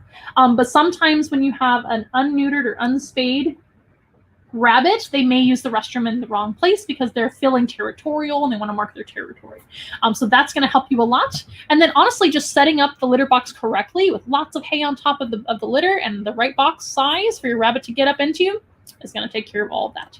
And then here is the brand of Timothy grass hay. I know it says grass, but it's Timothy grass hay that I also get at Tractor Supply. This great big giant compressed bale, which I believe is 50 pounds, is around, I think it's $25. So that's going to give me a ton of hay for my giant rabbit, but I also get hay for our guinea pigs, which actually eat more hay than the rabbit does because they have 4 of them, but they eat a lot of hay too. They have a very similar diet to the rabbit, almost exactly the same, only they get different pellets than the rabbit does. But this is going to take care of all those animals. I also give hay to our tortoises in the winter, and they live on hay in the winter and whatnot. So we use hay for a lot of animals. So I definitely want to be cost effective, and I'm sure you do as well at home. So I'm sure you appreciate a bulk item that will last you a long time. So what I usually do is this whole thing is full of hay. And there's different brands of hay that you can buy as well. If you just want to go to PetSmart or something like that and not all the way to your feed store, this comes from Tractor Supply. You can get smaller bags of hay, but it's way more expensive to do that at the pet store. So let's talk about cleanup. So I think I skipped over our banners. So we talked about, let's see here, banners. We talked about housing. Well, we're going to talk about cleanup here in a second. Housing and cleanup. Food and water we talked a little bit about. But food and water and housing and cleanup kind of go together with rabbits because their litter box is their hay. So yeah, very strange. But anyway, so this is something you're definitely going to need because you're going to have a lot of hay to clean up sometimes. Rabbits tend to be kind of messy, but not really. I think that rabbits are pretty clean overall. They don't need baths. They clean themselves, kind of like a cat does, but even more so. It's really important not to give your rabbit a bath with water because it can harm them. But they lick themselves clean. They don't smell bad at all. Their litter box just needs to be emptied about twice a week, like I said. And you could probably even go longer with a smaller rabbit because I have a giant one, right? But he definitely sometimes will spill hay. So having a little broom, whether it be a big broom and a dustpan or a small broom and a dustpan, is going to help you on the floor. And what I also recommend is a shop vac. So since I have so many animals here at Once in a While, the shop vac gets used a lot, but especially for the rabbit and the guinea pigs and the animals that use hay, but also for the birds too. Birds make a mess too with their food and with their poop and everything. I do find myself vacuuming a lot, of course, and staying nice and clean. But I do recommend at least a small shop vac for a rabbit owner or a rabbit person. And I do recommend the shop vacs or the vacuums with the thicker hose because hay doesn't usually go through the thinner hoses on a vacuum. So that's just a nice tip from me to you. And I do recommend the bigger shop vacs, not the small one like this, but the bigger one. This is just a picture I found on the internet, of course. But if you get the bigger shop vac and you have the longer and wider shop vac hose, you can actually get the extension, which can allow you not to have to bend over and vacuum. So my shop vac, actually, I can stand up straight and I have the long extension that's like the hard extension, and you can vacuum while standing up, and that helps your back to stay healthy, right? And not in pain. But I do have a bad back from all the years of zookeeping. Come back and snuggle up against me. I know, you're being so very patient and good. Isn't he a good rabbit? He's such a good rabbit. But that is something I definitely recommend. You at least need some sort of vacuum, but the shop vac is going to save your other vacuum from getting ruined by all the hay that you're going to clean up and some of the pellet litter and things like that. This just has really, really helped me to stay clean around here with all the animals.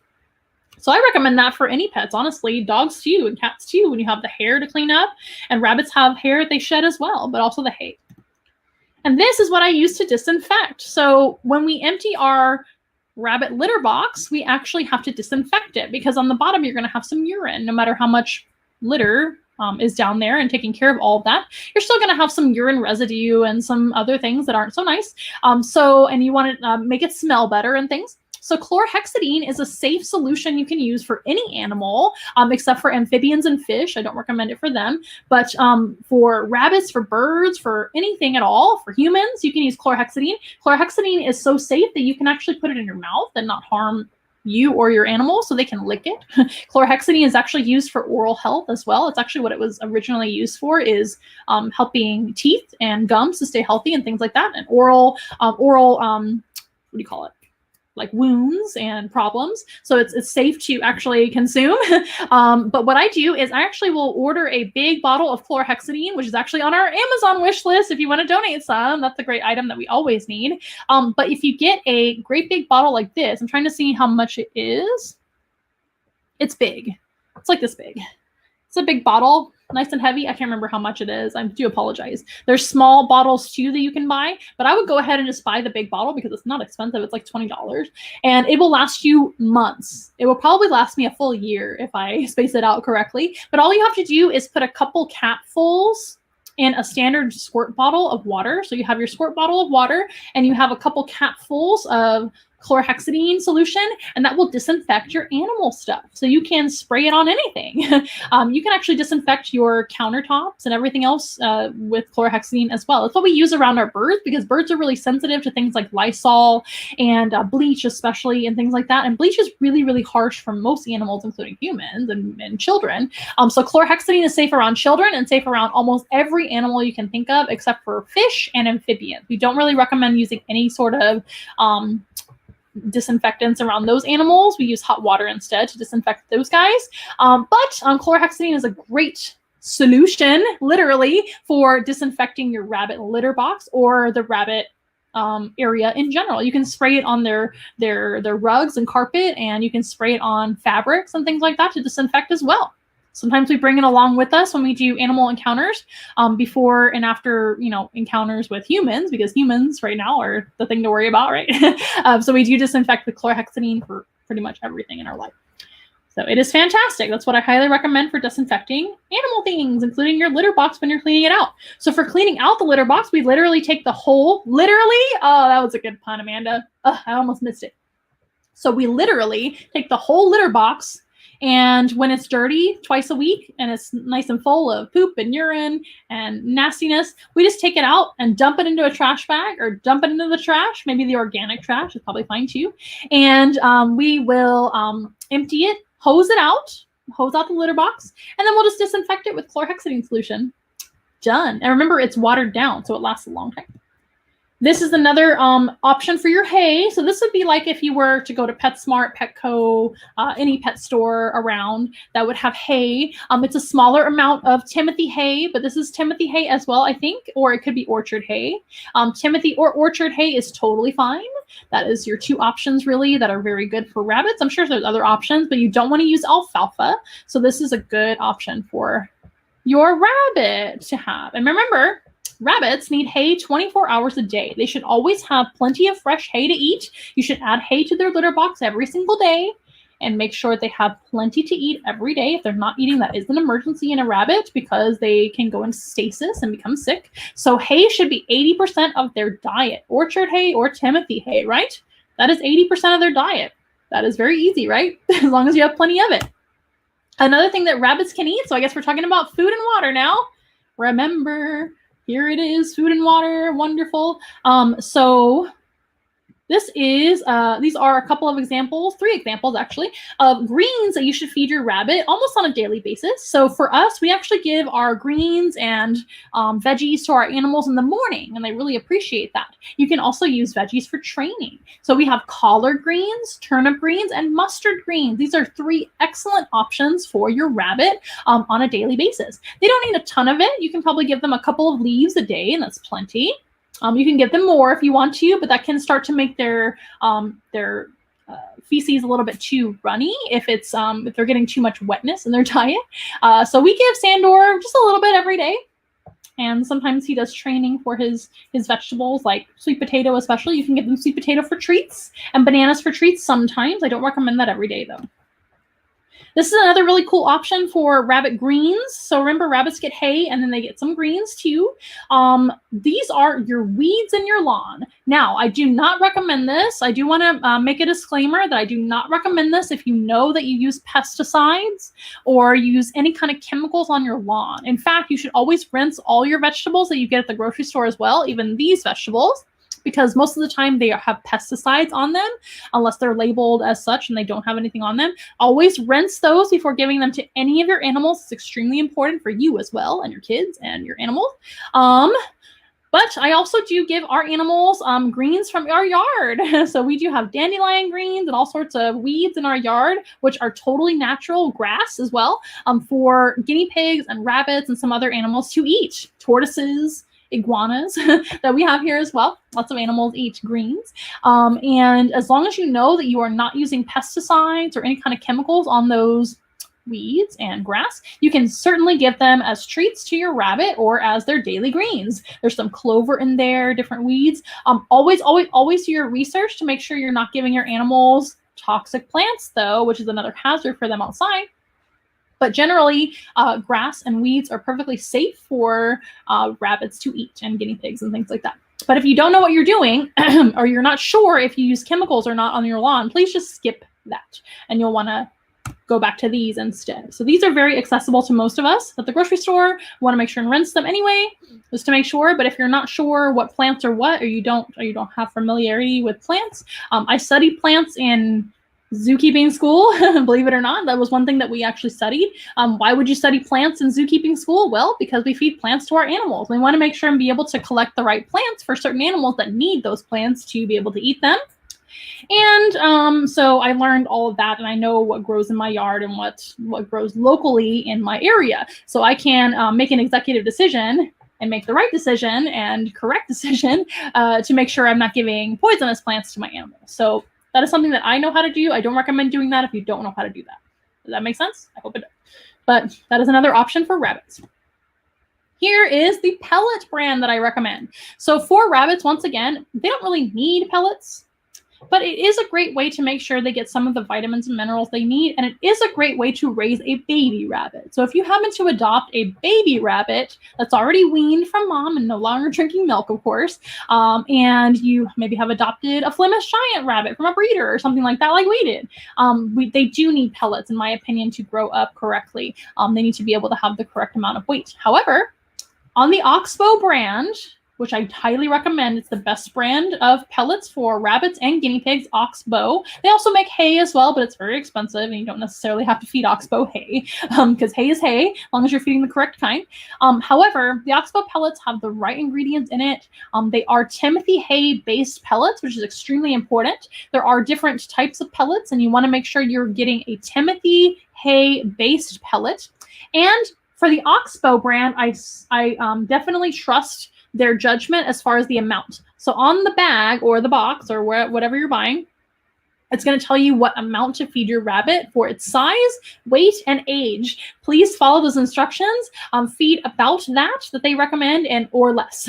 And then you can even wean rabbits off of pellets as they age. Sandor is not fat by any means. He's actually the right weight. I can feel his ribs and I can feel his backbone, but he's not skinny either. He's not skinny, he's not fat, he's perfect in every way. But anyway, so I know that he is not getting too obese from pellets, so I do still feed him pellets. And he's still pretty young, he's only 2. But I may choose to wean him off of pellets eventually, because as they get older, rabbits tend to get a little bit more chunky, just like all of us.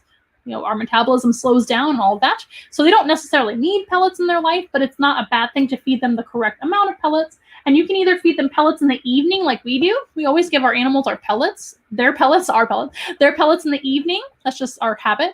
Veggies in the morning and pellets in the evening. And you can choose to do that, or you can give their pellets over their greens and veggies on their salad, kind of like croutons. They appreciate that. And you can even use pellets for like sparingly for treats. Sandor really likes his pellets, so we use that for treats, sometimes for crate training and different new behaviors that he learns. He really likes them. So that's an option for that. So that is the type of rabbit pellet that I recommend, is the Oxbow brand. Would you like another snack? Would you like a piece of banana? Come here. Please eat the banana and don't leave. We'll be done in just a little bit, I promise. So he's like ready to get down and run around. Rabbits love to run. And it's getting to be where he's most active during the day. Here is a bunch of sweet potatoes, and this is another treat item, of course. So you can use pellets for treats, or as kind of like a sparing amount every day if you want to. Remember, they're Timothy hay based. And sweet potatoes, I don't recommend just giving them a whole bunch of sweet potatoes in a bag or anything like that. That's way too much sugar. But you can cut up small pieces like we did today for Sandor. Here's a nice small piece for Sandor. Would you like some? He says, yes, thank you very much. I would like some. So you hear him crunching. Sweet potato is a much better option than carrots. Sweet potato has less sugar than carrots do. Mwah. So he can have the rest of that. But that's a nice little small piece that you can give them for a treat. Yes, very cute. Squash, like yellow squash, is also a great treat option. It's not very high in sugar or really anything. Cucumber is another great one, which I didn't actually place in this slideshow. Oh my goodness, you're so cute. I didn't really place in this slideshow because I just forgot. But cucumber is a great option too, just mostly water and a little bit of veggie.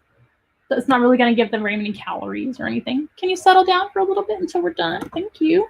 And then little amounts of fruit like bananas and some of these other fruits that you see in this picture are totally fine for treats only. Apple, banana, a little bit of orange sometimes is probably fine. Papaya, there's a bunch of options. Grapes are probably fine. But we don't want to give them every day. And we only want to give them little amounts. So very small amounts. So back to the beginning. We've got our hay, which is Timothy or orchard hay, and that's going to be 80% of their diet offered all day long, 24 hours, new hay every single day in their litter box. That's how you feed a rabbit. And then some greens, right? These are 3 great options for greens: collard greens, turnip greens, and mustard greens. Oh, can you just sit like that for me? You just want to change positions? But then we can't see your face. All we see is your butt. Turn him around. Oh my goodness. Oh, he's so big. Oh my gosh. You have to stay right there or else we can't see you, son. Okay, and then, other types of greens if you can. Your pellets sparingly. And treats like sweet potato, squash, other veggies, and fruits. So now back to the water bottle situation. Why don't we use a water bottle for rabbits? Well, it's because they can't get enough water from them. So rabbits of all sizes can actually drink just as much as a large dog. They drink a lot of water. Is that what you're looking for? Water? I'm sorry I didn't bring any with us. We'll get some water in a little bit. They drink a lot of water and they can go through their water really quickly because they can get too hot and then they feel like they need to drink water and stay hydrated. Rabbits drink a lot of water. So a water bottle is okay to have as a spare or as a backup for your water, but I always recommend a water bowl like this. You have a ceramic bowl option, so they can't really knock it over very easily. That's a great option. The bigger the better as well, so you can just fill all the whole thing with water. And this is what I use. I use the metal bowls that are designed for like dogs in their kennels, and I attach it to the side of his pen, and that's where he gets most of his water. And then he's got a water bottle hanging over it, just in case he happens to run out of this. But the water bowl that I use looks just like this. It attaches to the side so they can't turn it over. Because this one they could still potentially turn over, but it's nice and heavy, so it's not likely. But this one definitely can't turn over. It locks in place, and it locks in place on the side of the pen. And I fill it all the way to the top every time. And, we're going to another category if I switch pictures, but that is a great option. Also, it's metal. That way they can't chew on it too much. I know this is plastic here, but he really doesn't get to that plastic part at all. And the ceramic, they can't chew up either. So no water bottles unless it's a backup or spare water. And the ceramic or attaching bowls is what I recommend for water. So let's go to another category, which is grooming. And we're going to go through these pretty quickly because it's already 8 p.m. Thank you so much for hanging out with me tonight. If you're just joining us, my name is Amanda. This is our rabbit information live stream. And no wonder Sandor is getting a little bit antsy. It's already 8 p.m. Time to go to bed. Well, time for him to have a party, actually. They're crepuscular, so they're up in the evening. So grooming. So believe it or not, maybe not as much as a dog, but you do have to groom your rabbit as well. So rabbits don't need baths, but they do require a little bit of grooming and brushing. So let's talk about that. This is a rabbit getting some brushing. So a couple times a year, rabbits will blow their coat, which means that they will molt and shed a lot. Where are you going, son? Where are you going? Sandor, stay here. At least you can see his ears, I guess. So cute. And they have to be brushed during those times of year. But you can also brush your rabbit more often. So this isn't really the type of brush that I would recommend. This is like a human brush, but that's just a cute picture of a rabbit getting brushed, right? To remind me to talk about it. This is the brush that I recommend. It's called a fur buster. And there are different brands of fur buster combs that you can use for your rabbit. This helps to get all the undercoat out. It's especially important for those couple times of year that they're molting because they can become overheated with too much of their undercoat. And especially in the summer, they get too hot. So it's important to brush them. And that's also going to save you a lot of cleanup. Not only are you going to be vacuuming up a lot of litter and hay, you're also going to be vacuuming up a lot of hair when they're shedding. Sandor doesn't shed too much unless I'm petting him like this. You'll see the hair kind of flying through the air. But he also sheds a lot when he's molting and going through that molt. We love you, Sandor, anyway, though. So this is going to help you to get some of that undercoat out. That channel that I linked down below, Lennon the Bunny, has a lot of tips for grooming and brushing your rabbit. Sorry, buddy. And it's going to show you exactly how to do that stuff. And also nail trims. We talked about this a little bit at the beginning of the video, but they also do need nail trims. We can't let their nails get too long or else that makes them curl and become uncomfortable. So they do need nail trim. If you don't know how to do that, it's important to learn, or it's important to take them to a vet or groomer to get their nails done. So we definitely can't let them get too long. That is not okay. So it needs to get done one way or another, right? What's a banana? Does that help you to stay still? It's eating some banana. So cute. I don't think you've ever been on a live stream this long before. You're doing a great job, Sandor. Don't you think he's doing a great job? Here's some nail trimmers that are an option for rabbits, but I actually use these kind of nail trimmers. Regular human nail trimmers, as long as they're big enough, like the toenail trimmers are fine. That's what I use for a lot of our animals. I think I'm more comfortable using those. They're just easier to grab, in my opinion, and use. But these are fine too. Some of the smaller pet nail trimmers are totally fine, just like you see here and here. So nail trims and brushing are the main things you have to worry about with grooming. But if they don't have the proper food and they aren't chewing on enough items, they can get their teeth can actually grow too long. And in that case, I don't recommend just trimming their teeth if you don't know what we're doing, obviously, because you can hurt your rabbit that way. I recommend if they need a tooth trimming, which happens sometimes to some rabbits, that you take them to the vet, and that's going to be under vet care. So remember, we don't give our rabbits a bath because if they get wet, they stay wet for a long time and they can actually get hypothermia and become too cold and become sick. Rabbits never take baths in the wild in water. They will lick themselves and groom themselves. And like I said, they'll shed their hair to stay clean. So there's no reason to really bathe them unless they get into something gross or something like that. And in that case, you can just use like a washcloth and kind of wipe it off of them in an emergency situation. Do you need a break? You need to, settle down and hang out for just a little bit longer. Sorry, you guys. Animals do what they want sometimes. I'm not hurting him in any way. I'm just adjusting him, of course. But for some reason, he's got the idea to jump down. So I don't want that to happen yet. Not yet, anyway. So never give your rabbit a bath. They don't do well getting wet. They can get very sick that way. And they're actually pretty easy to groom. It's just brushing and nail trimming. And it's important to learn how to do that or to take them somewhere to get their nails trimmed if they need it. Okay, so let's talk about some hazards next. And we're almost done, you guys. You guys are doing great. And Sandor is too. Hazards and vet care. Yes. So this is a big hazard for rabbits free roaming your house or having their own room. And that's going to be cords. So you want to make sure and put your cords away, or have cord protectors. On that channel, Lennon the Bunny, I've linked down below a video that's all about rabbit proofing your house. So you can either free roam your rabbit or have it have its own room. In Sandor's room and the bird room, I'm just gonna keep massaging him so he stays still. He actually doesn't have any cords in that room. So there's no cords for him to chew on. If I happen to have to plug something in, like the vacuum cleaner or sometimes a space heater when it gets very cold in the winter, I will actually put him away. That way he cannot chew on the cords. And he has that great big pen, right? But that's the only time that he's in his pen is when there's a hazard for him to worry about, or for me to worry about with him. So cords are a big one. So you'll want to make sure and cover those in some way, shape, or form. There's many, many options, but you never ever want to have dangling cords or cords loose like this if you have a rabbit around, because they can chew them very easily and chew right through them and then either become electrocuted, which is not great, or cause a fire, which is also not great. So that's a big hazard for rabbits. Another one is going to be household plants, because remember, rabbits do eat plants, so they don't really know any better but to try and eat all of your household plants.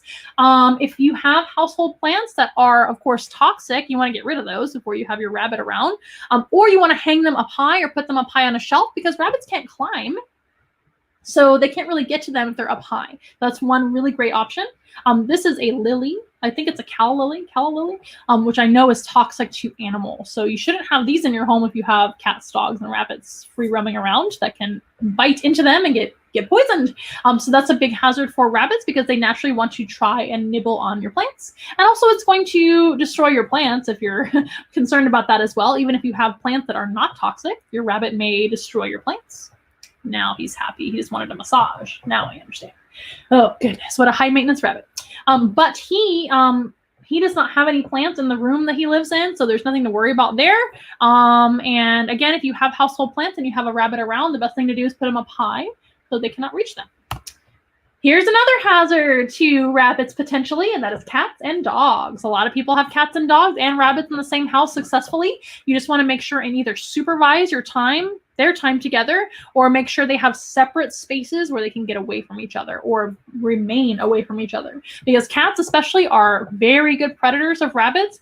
Dogs too are also potentially predators of rabbits. A lot of dogs get along with any and every animal and whatnot, but I never recommend leaving them alone together. Ever, ever, ever. You do not want to leave your dog and your rabbit together or your cat and your rabbit together. Please don't do that. It's just an accident waiting to happen because instincts can take over. Also, rabbits might become very stressed being around too many cats and dogs. And even if you can't see, even if you don't foresee a problem, or you don't think your rabbit is stressed out, they might be stressed out and just hiding that stress because that's a survival technique. So rabbits don't necessarily want to show all their stress in nature because then other animals will eat them, right? So it's really important to a rabbit to hide their stress. So it's really important to not let your cats and dogs and rabbits be together unsupervised. Some dogs are fantastic. I know my dogs would never hurt Sandor, but I never leave them alone together ever, ever, ever because I don't want any accidents to happen. Another hazard for rabbits, like we talked about a little bit already, is going to be heat.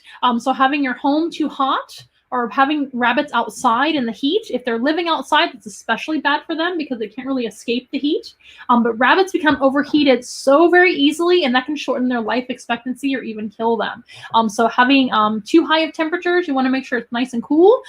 Usually in the 70s and 80s is okay, but 70s and under is actually ideal for rabbits. Rabbits prefer to be cold rather than hot. Not too cold. 60s and 70s is probably their favorite, just like all of us, right? I prefer kind of 70s or low 80s myself, but 70s is perfectly fine. You want to make sure if it is too hot in your home that you have either a fan going or air conditioner going in some capacity and some kind of climate control happening. So heat can definitely harm or kill a rabbit very easily and very quickly. Living outdoors. So again, heat outdoors, but also predators outside. So again, we do not recommend keeping rabbits living outdoors if they are companion animal. That is very, very old fashioned. We don't do that anymore. So rabbits can become eaten by coyotes, by birds of prey like owls, hawks, and eagles, by feral cats that are cats gone rogue, right? Pet cats that are strays or just people's outdoor cats. That's not a good idea. Cats can eat them, and also dogs, domestic dogs can eat them, and all sorts of things can happen. So not a good idea. And coyotes especially do eat a lot of pets. So we have to be careful with all of our household pets, including cats and dogs. They really should be kept indoors when not supervised, but dogs can probably be outside in a yard, right? If it's fenced and everything's secure. But you always want to be checking on your animals outside. That goes for ducks and chickens as well. You want to make sure everything is secure and they cannot be eaten by coyotes or other predators. So that's a big hazard for them. Children. This might be a really, really cute picture, but this child is not holding this rabbit properly. So rabbits do not do well being put on their back in any capacity. This isn't quite on its back, but the little girl is holding the rabbit up for the picture like this. This rabbit is very stressed out. So children should be always supervised around pets in general. Pets are not toys. I repeat, pets are not toys. We already did a program about pets not being toys. You should not purchase a pet for your child. Sorry, you should not. You can purchase a pet for your family and have all the family be involved, and the child can be involved with the pet. The child could pet the rabbit. The child could help feed the rabbit. The child could enjoy the animals that you have. But I don't recommend purchasing a rabbit for Easter for your child or anyone. It's just not a good idea, you guys. Children can be very dangerous to rabbits. Rabbits are very sensitive animals. They should be treated very respectfully. Should be respectful to all animals, right? So we need to teach our children a little bit better. So this rabbit is being held incorrectly by a small child that doesn't know better. It's not the child's fault, but children are very dangerous to rabbits sometimes. A lot of children accidentally harm and hurt rabbits, not knowing any better, and that should never happen. And guys, this should always be supervised around your pets. And you want to make sure that adults are also treating them properly too. We always want to make sure and properly handle and hold rabbits if we have to hold them, okay? And this picture is really rough, you guys. This makes me really unhappy and really upset. Never, ever, ever, ever, ever, ever, ever times a million hold a rabbit up by its ears. This is really upsetting. This is obviously a small child as well, and they probably don't know better, or maybe, I don't know why this picture is being taken. You see in the cartoons, people holding rabbits up by their ears and like their full weight by the ears. That is so bad. That very, very much hurts the rabbit. That would just be exactly like somebody lifting you up by your ear. That's actually kind of like a punishment. Back in the old days, we used to grab kids by the ears and punish them like that. Don't do that. Please don't do that. So children can be a big hazard to rabbits as well, you guys.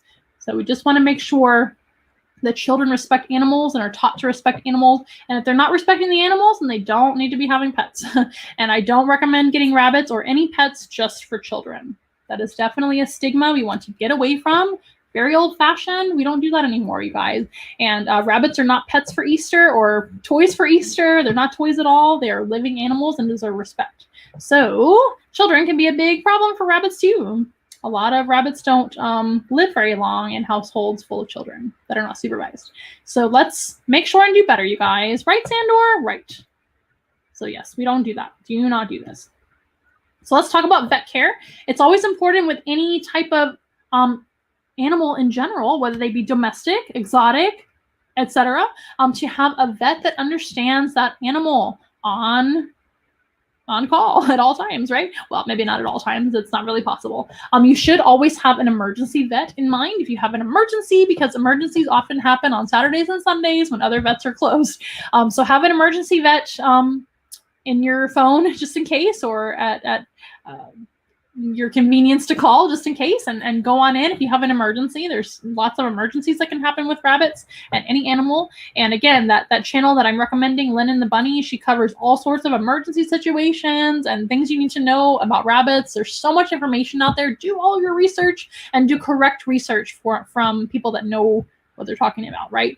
But it is really important to have a veterinarian that you trust and that knows about rabbits.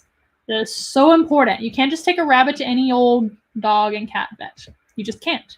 You have to have a vet that's experienced with what we call exotic animals. Even though a rabbit is domesticated, this rabbit is not an exotic animal. He is a domesticated breed of rabbit that comes from the European rabbit, right? But they are still considered in the vet world to be an exotic. So make sure that you go to a vet if you need one to get a checkup, especially maybe once a year. You should probably get a checkup for your rabbit regardless.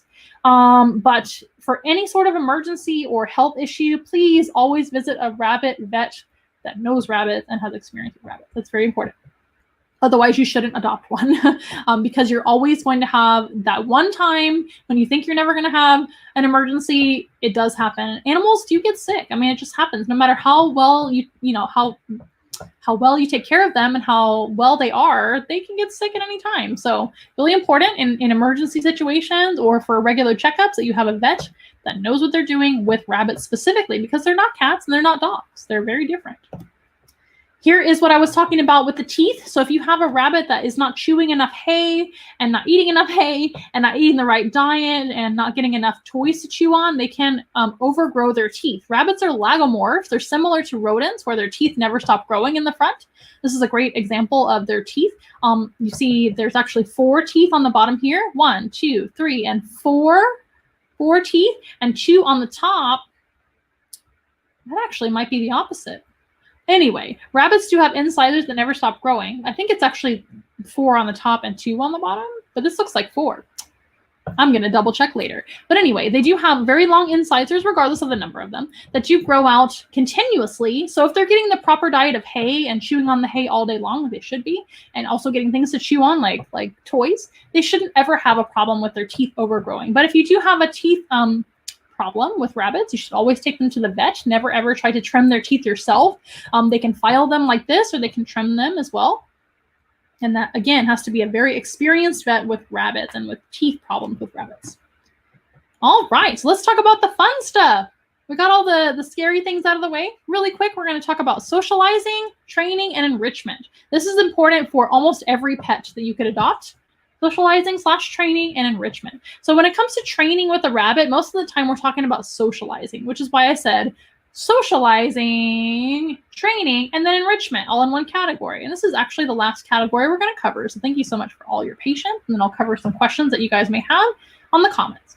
So here's just a picture of somebody spending time with their rabbit. That is the most important thing you can do. Number one, taking good care of them with all their diet, their habitat, all of that stuff. If their health is good, they're going to be happier. And then you can begin to socialize with them and think about that. So if you adopt a new rabbit, you have to start getting to know them. Sandor was really easy to get to know. He's a very laid back rabbit and very friendly, so it wasn't really a problem ever. But you still want to spend time with them. You want to get down on the floor on their level, because hovering over them makes them a little nervous because they're prey animals. So spending time on the ground with them, petting them, just making sure that they're comfortable with you and being very quiet around them, offering them treats and good things like that, and toys and all sorts of things. Just spending time with them and they'll start getting used to you. You can also train them sometimes to wear a harness. Now, I don't recommend taking your rabbit outside without some sort of safety device.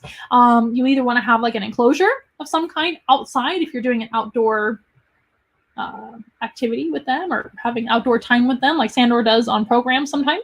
Sandor does wear a harness sometimes, but he doesn't really care for his harness, so I don't put it on him too much.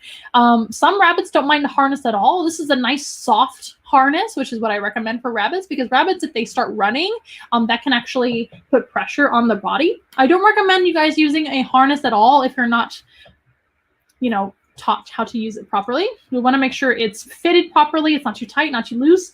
And they have to have the proper leash that's nice and long. That way, if they get scared and start running really fast, that doesn't hurt them. So it's a little bit tricky, but I just wanted to show this as like a form of training that you could maybe aspire to do with your new rabbit or your rabbit now. Lennon the Bunny, the channel that I'm recommending again and again and again, she does cover harness training as well. So that's something you can check out on her channel too, specifically for more information there. But like I said, Sandor does wear a harness when he has to if we're in a big, wide open space and there's no fencing or enclosure.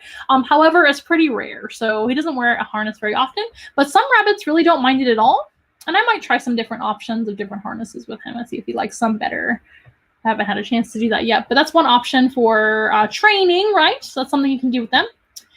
Here's just another example of a child sitting on the floor with the rabbit and feeding him treats and greens, and just getting to know your rabbit and spending time with them. That's the best way to bond with your rabbit, is taking proper care of them and petting them and spending time with them, as long as they enjoy pets.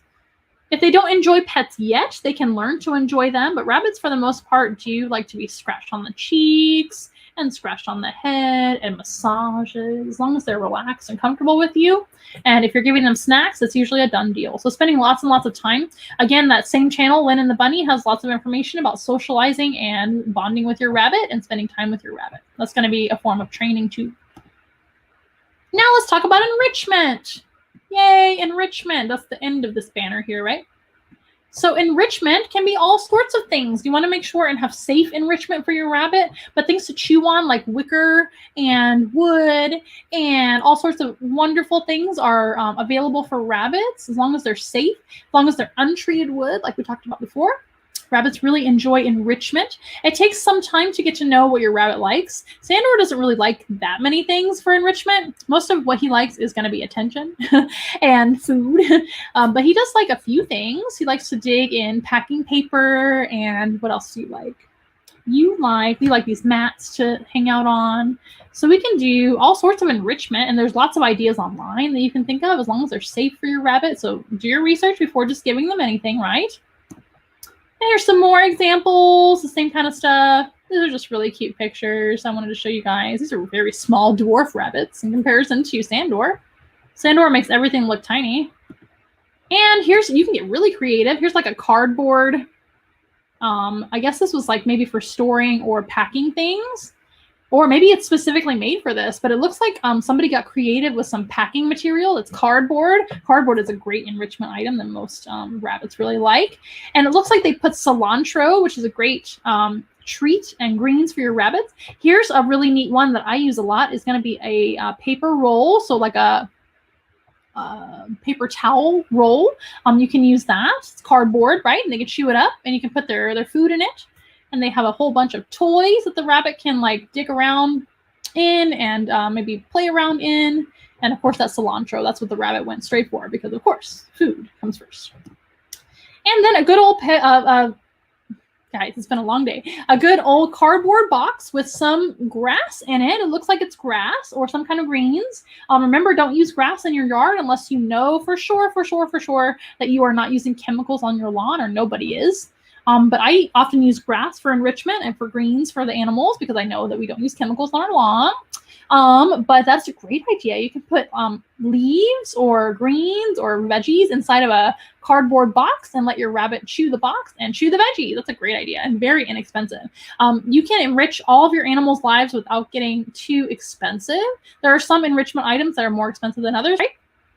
We did a live stream not too long ago. You can look back on our history and our playlists of all the live streams where I talked about a lot of animal enrichment. There's a bunch of examples there too.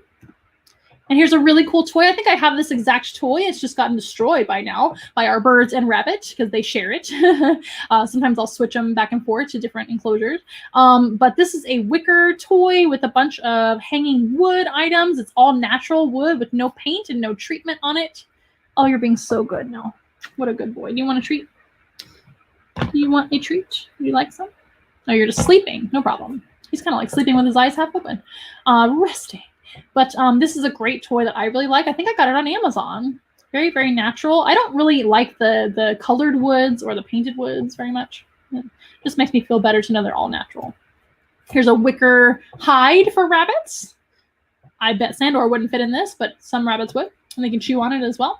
And here's one of the cat scratch boxes that's made out of cardboard. This is fantastic. You could put veggies in there or just let the rabbit chew it up as is. And then here's a popular toy. It does have painted wood, but I believe the colors are perfectly safe because it's made for rabbits and other animals. In my opinion, it should probably not have the colors on it, but that's me being nitpicky. But this is a very popular type of toy for rabbit owners. It's like a little wood table. They can get up underneath and play with the toys and chew on the legs of the wood table, and they can chew on all that rope and stuff like that. But there's so many options for enrichment. Enrichment's really important for all animals, but rabbits too, because they need to be able to chew on things and have something to do. Rabbits do tend to get bored pretty easily, especially living in a small enclosure or cage, right? So if they have plenty of room to roam around and exercise, and if they have toys to play with, the right diet, and what else? Lots of love from their owners and lots of socializing, you will have a wonderful rabbit animal companion. But again, the question is still, is a rabbit right for my family? So rabbits, I think, are excellent pets for the right family. Look at him just resting and laying there. He's like panting. Is it warm in here with all the lights? It's not that warm in here. Anyway, he's like shaking the whole table because he's breathing and sniffing. But and he's so big. But I think rabbits are great animal companions for the right family, but they're not right for every family, right? That is just not true. I don't think every family should have pets at all. Some families don't do well with cats and dogs. They don't have time for them. Some families don't do well with fish. So it just really depends on your family. You want to make sure you have enough time to clean up after them and feed them every single day, check on them every single day and socialize them. Especially if you have a single rabbit with no other rabbits, you want to make sure that they have at least you to hang out with, and if not other animal companions, right, that are safe for them to hang out with. You want to make sure not to free roam your rabbit if you have small children that cannot be supervised, or if you have predator pets like dogs and cats in the home that cannot be supervised. In that case, I would recommend a rabbit room or an exercise pen that we saw earlier, right, as a rabbit enclosure to keep them safe because there's hazards in the home. So there's many things to consider with any pet, but rabbits included. And remember, pets are not toys. Rabbits are not Easter gifts. So please don't get a rabbit just because it's Easter. We want to discourage you from doing that. But if you really are all about having a rabbit companion, make sure and do all your research. Please check out that Lynn and the Bunny channel, which I've linked down below. Check out the link for the House Rabbit Society, rather. That's a great resource for all sorts of rabbit information. And if you are definitely adamant about having a rabbit companion, we recommend adopting one that needs a home. You will probably already find a rabbit that's already socialized. You might even find two that belong together and have a bond together if you want to. And you'll probably find a rabbit that's already spayed or neutered for you if you adopt them from a rescue organization or a shelter. Most animal shelters will already spay and neuter the animals for you, so you don't have to worry about that. So that's the best way to adopt a rabbit, is by adopting one that already needs a home. Now, if you don't want to adopt one that already needs a home, I don't know why you wouldn't, because that's a great thing to do. But also, if you just want a specific breed like the Flemish Giant, we recommend not getting them from pet stores, but we recommend getting them from responsible small scale breeders. You don't want to go to a large scale breeder, because that usually means the animals aren't taken care of as properly. And to each his own, of course, and do your research on the breeder you're going with. But if you want a Flemish Giant rabbit, you can probably find a really awesome small scale breeder that's what they do for a living, and so you're supporting that small business. That's just my opinion. I'm not necessarily anti-breeder or anything like that. I think it can be done very well. We love Sandor, and we love the breeder that we got him from. However, the best option for you and the best option for your rabbit companion is going to be adopting one that already needs a home. So that's what we recommend, and we hope you've learned a lot today. I'm going to go over all y'all's comments and questions really quick, and then Sandor will get to go back home and run around. Maybe he has to go potty. Maybe that's what the problem is. But he's doing really great, and he is so beautiful. Yes, no rabbits or chicks for Easter, you guys. So the best thing to do, if you just want to try out a rabbit or experience a rabbit, you guys can actually hire us here at Once in a Wild.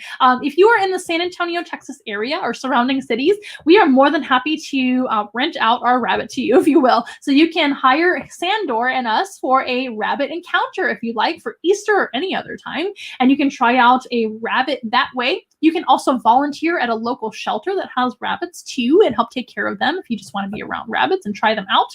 You want to make sure you're not allergic first before you adopt one. That would be a terrible situation.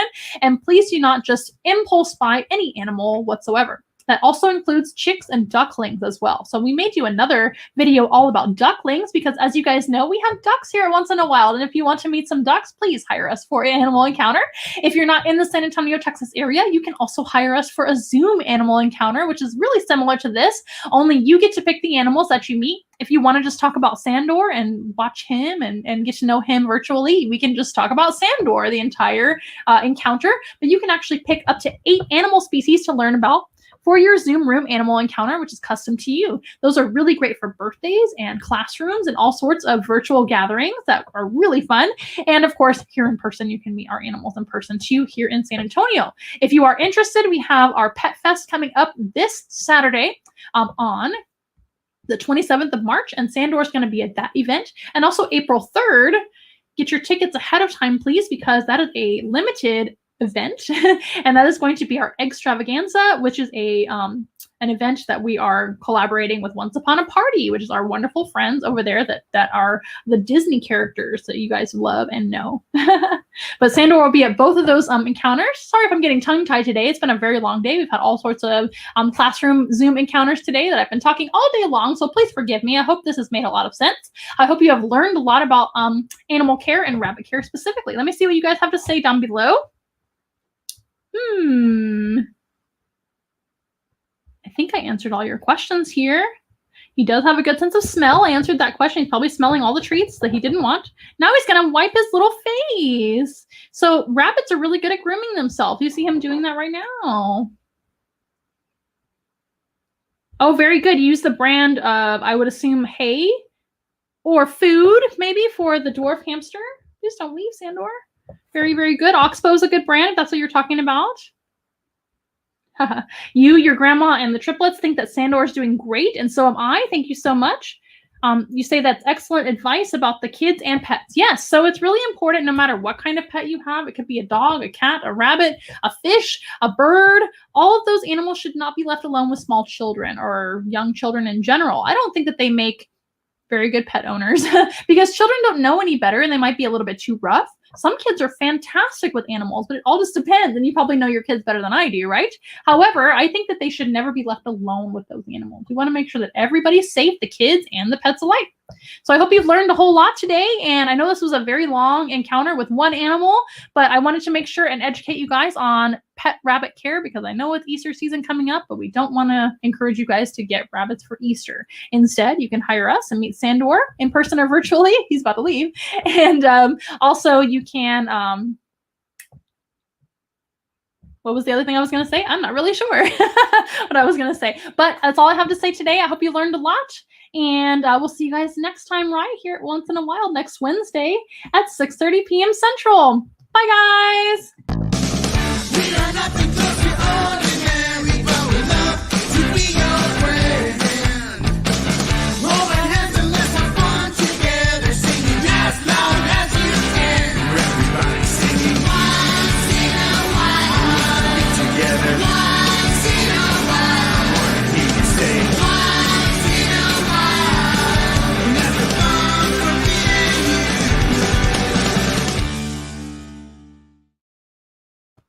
All right, everybody. We hope to see you next week on next Wednesday at 6:30 p.m. Central here on Facebook and YouTube. Don't forget to subscribe and follow us on Facebook if you haven't already. And don't forget to like the video and share with all your animal loving friends. And we'll see you guys next time. Bye.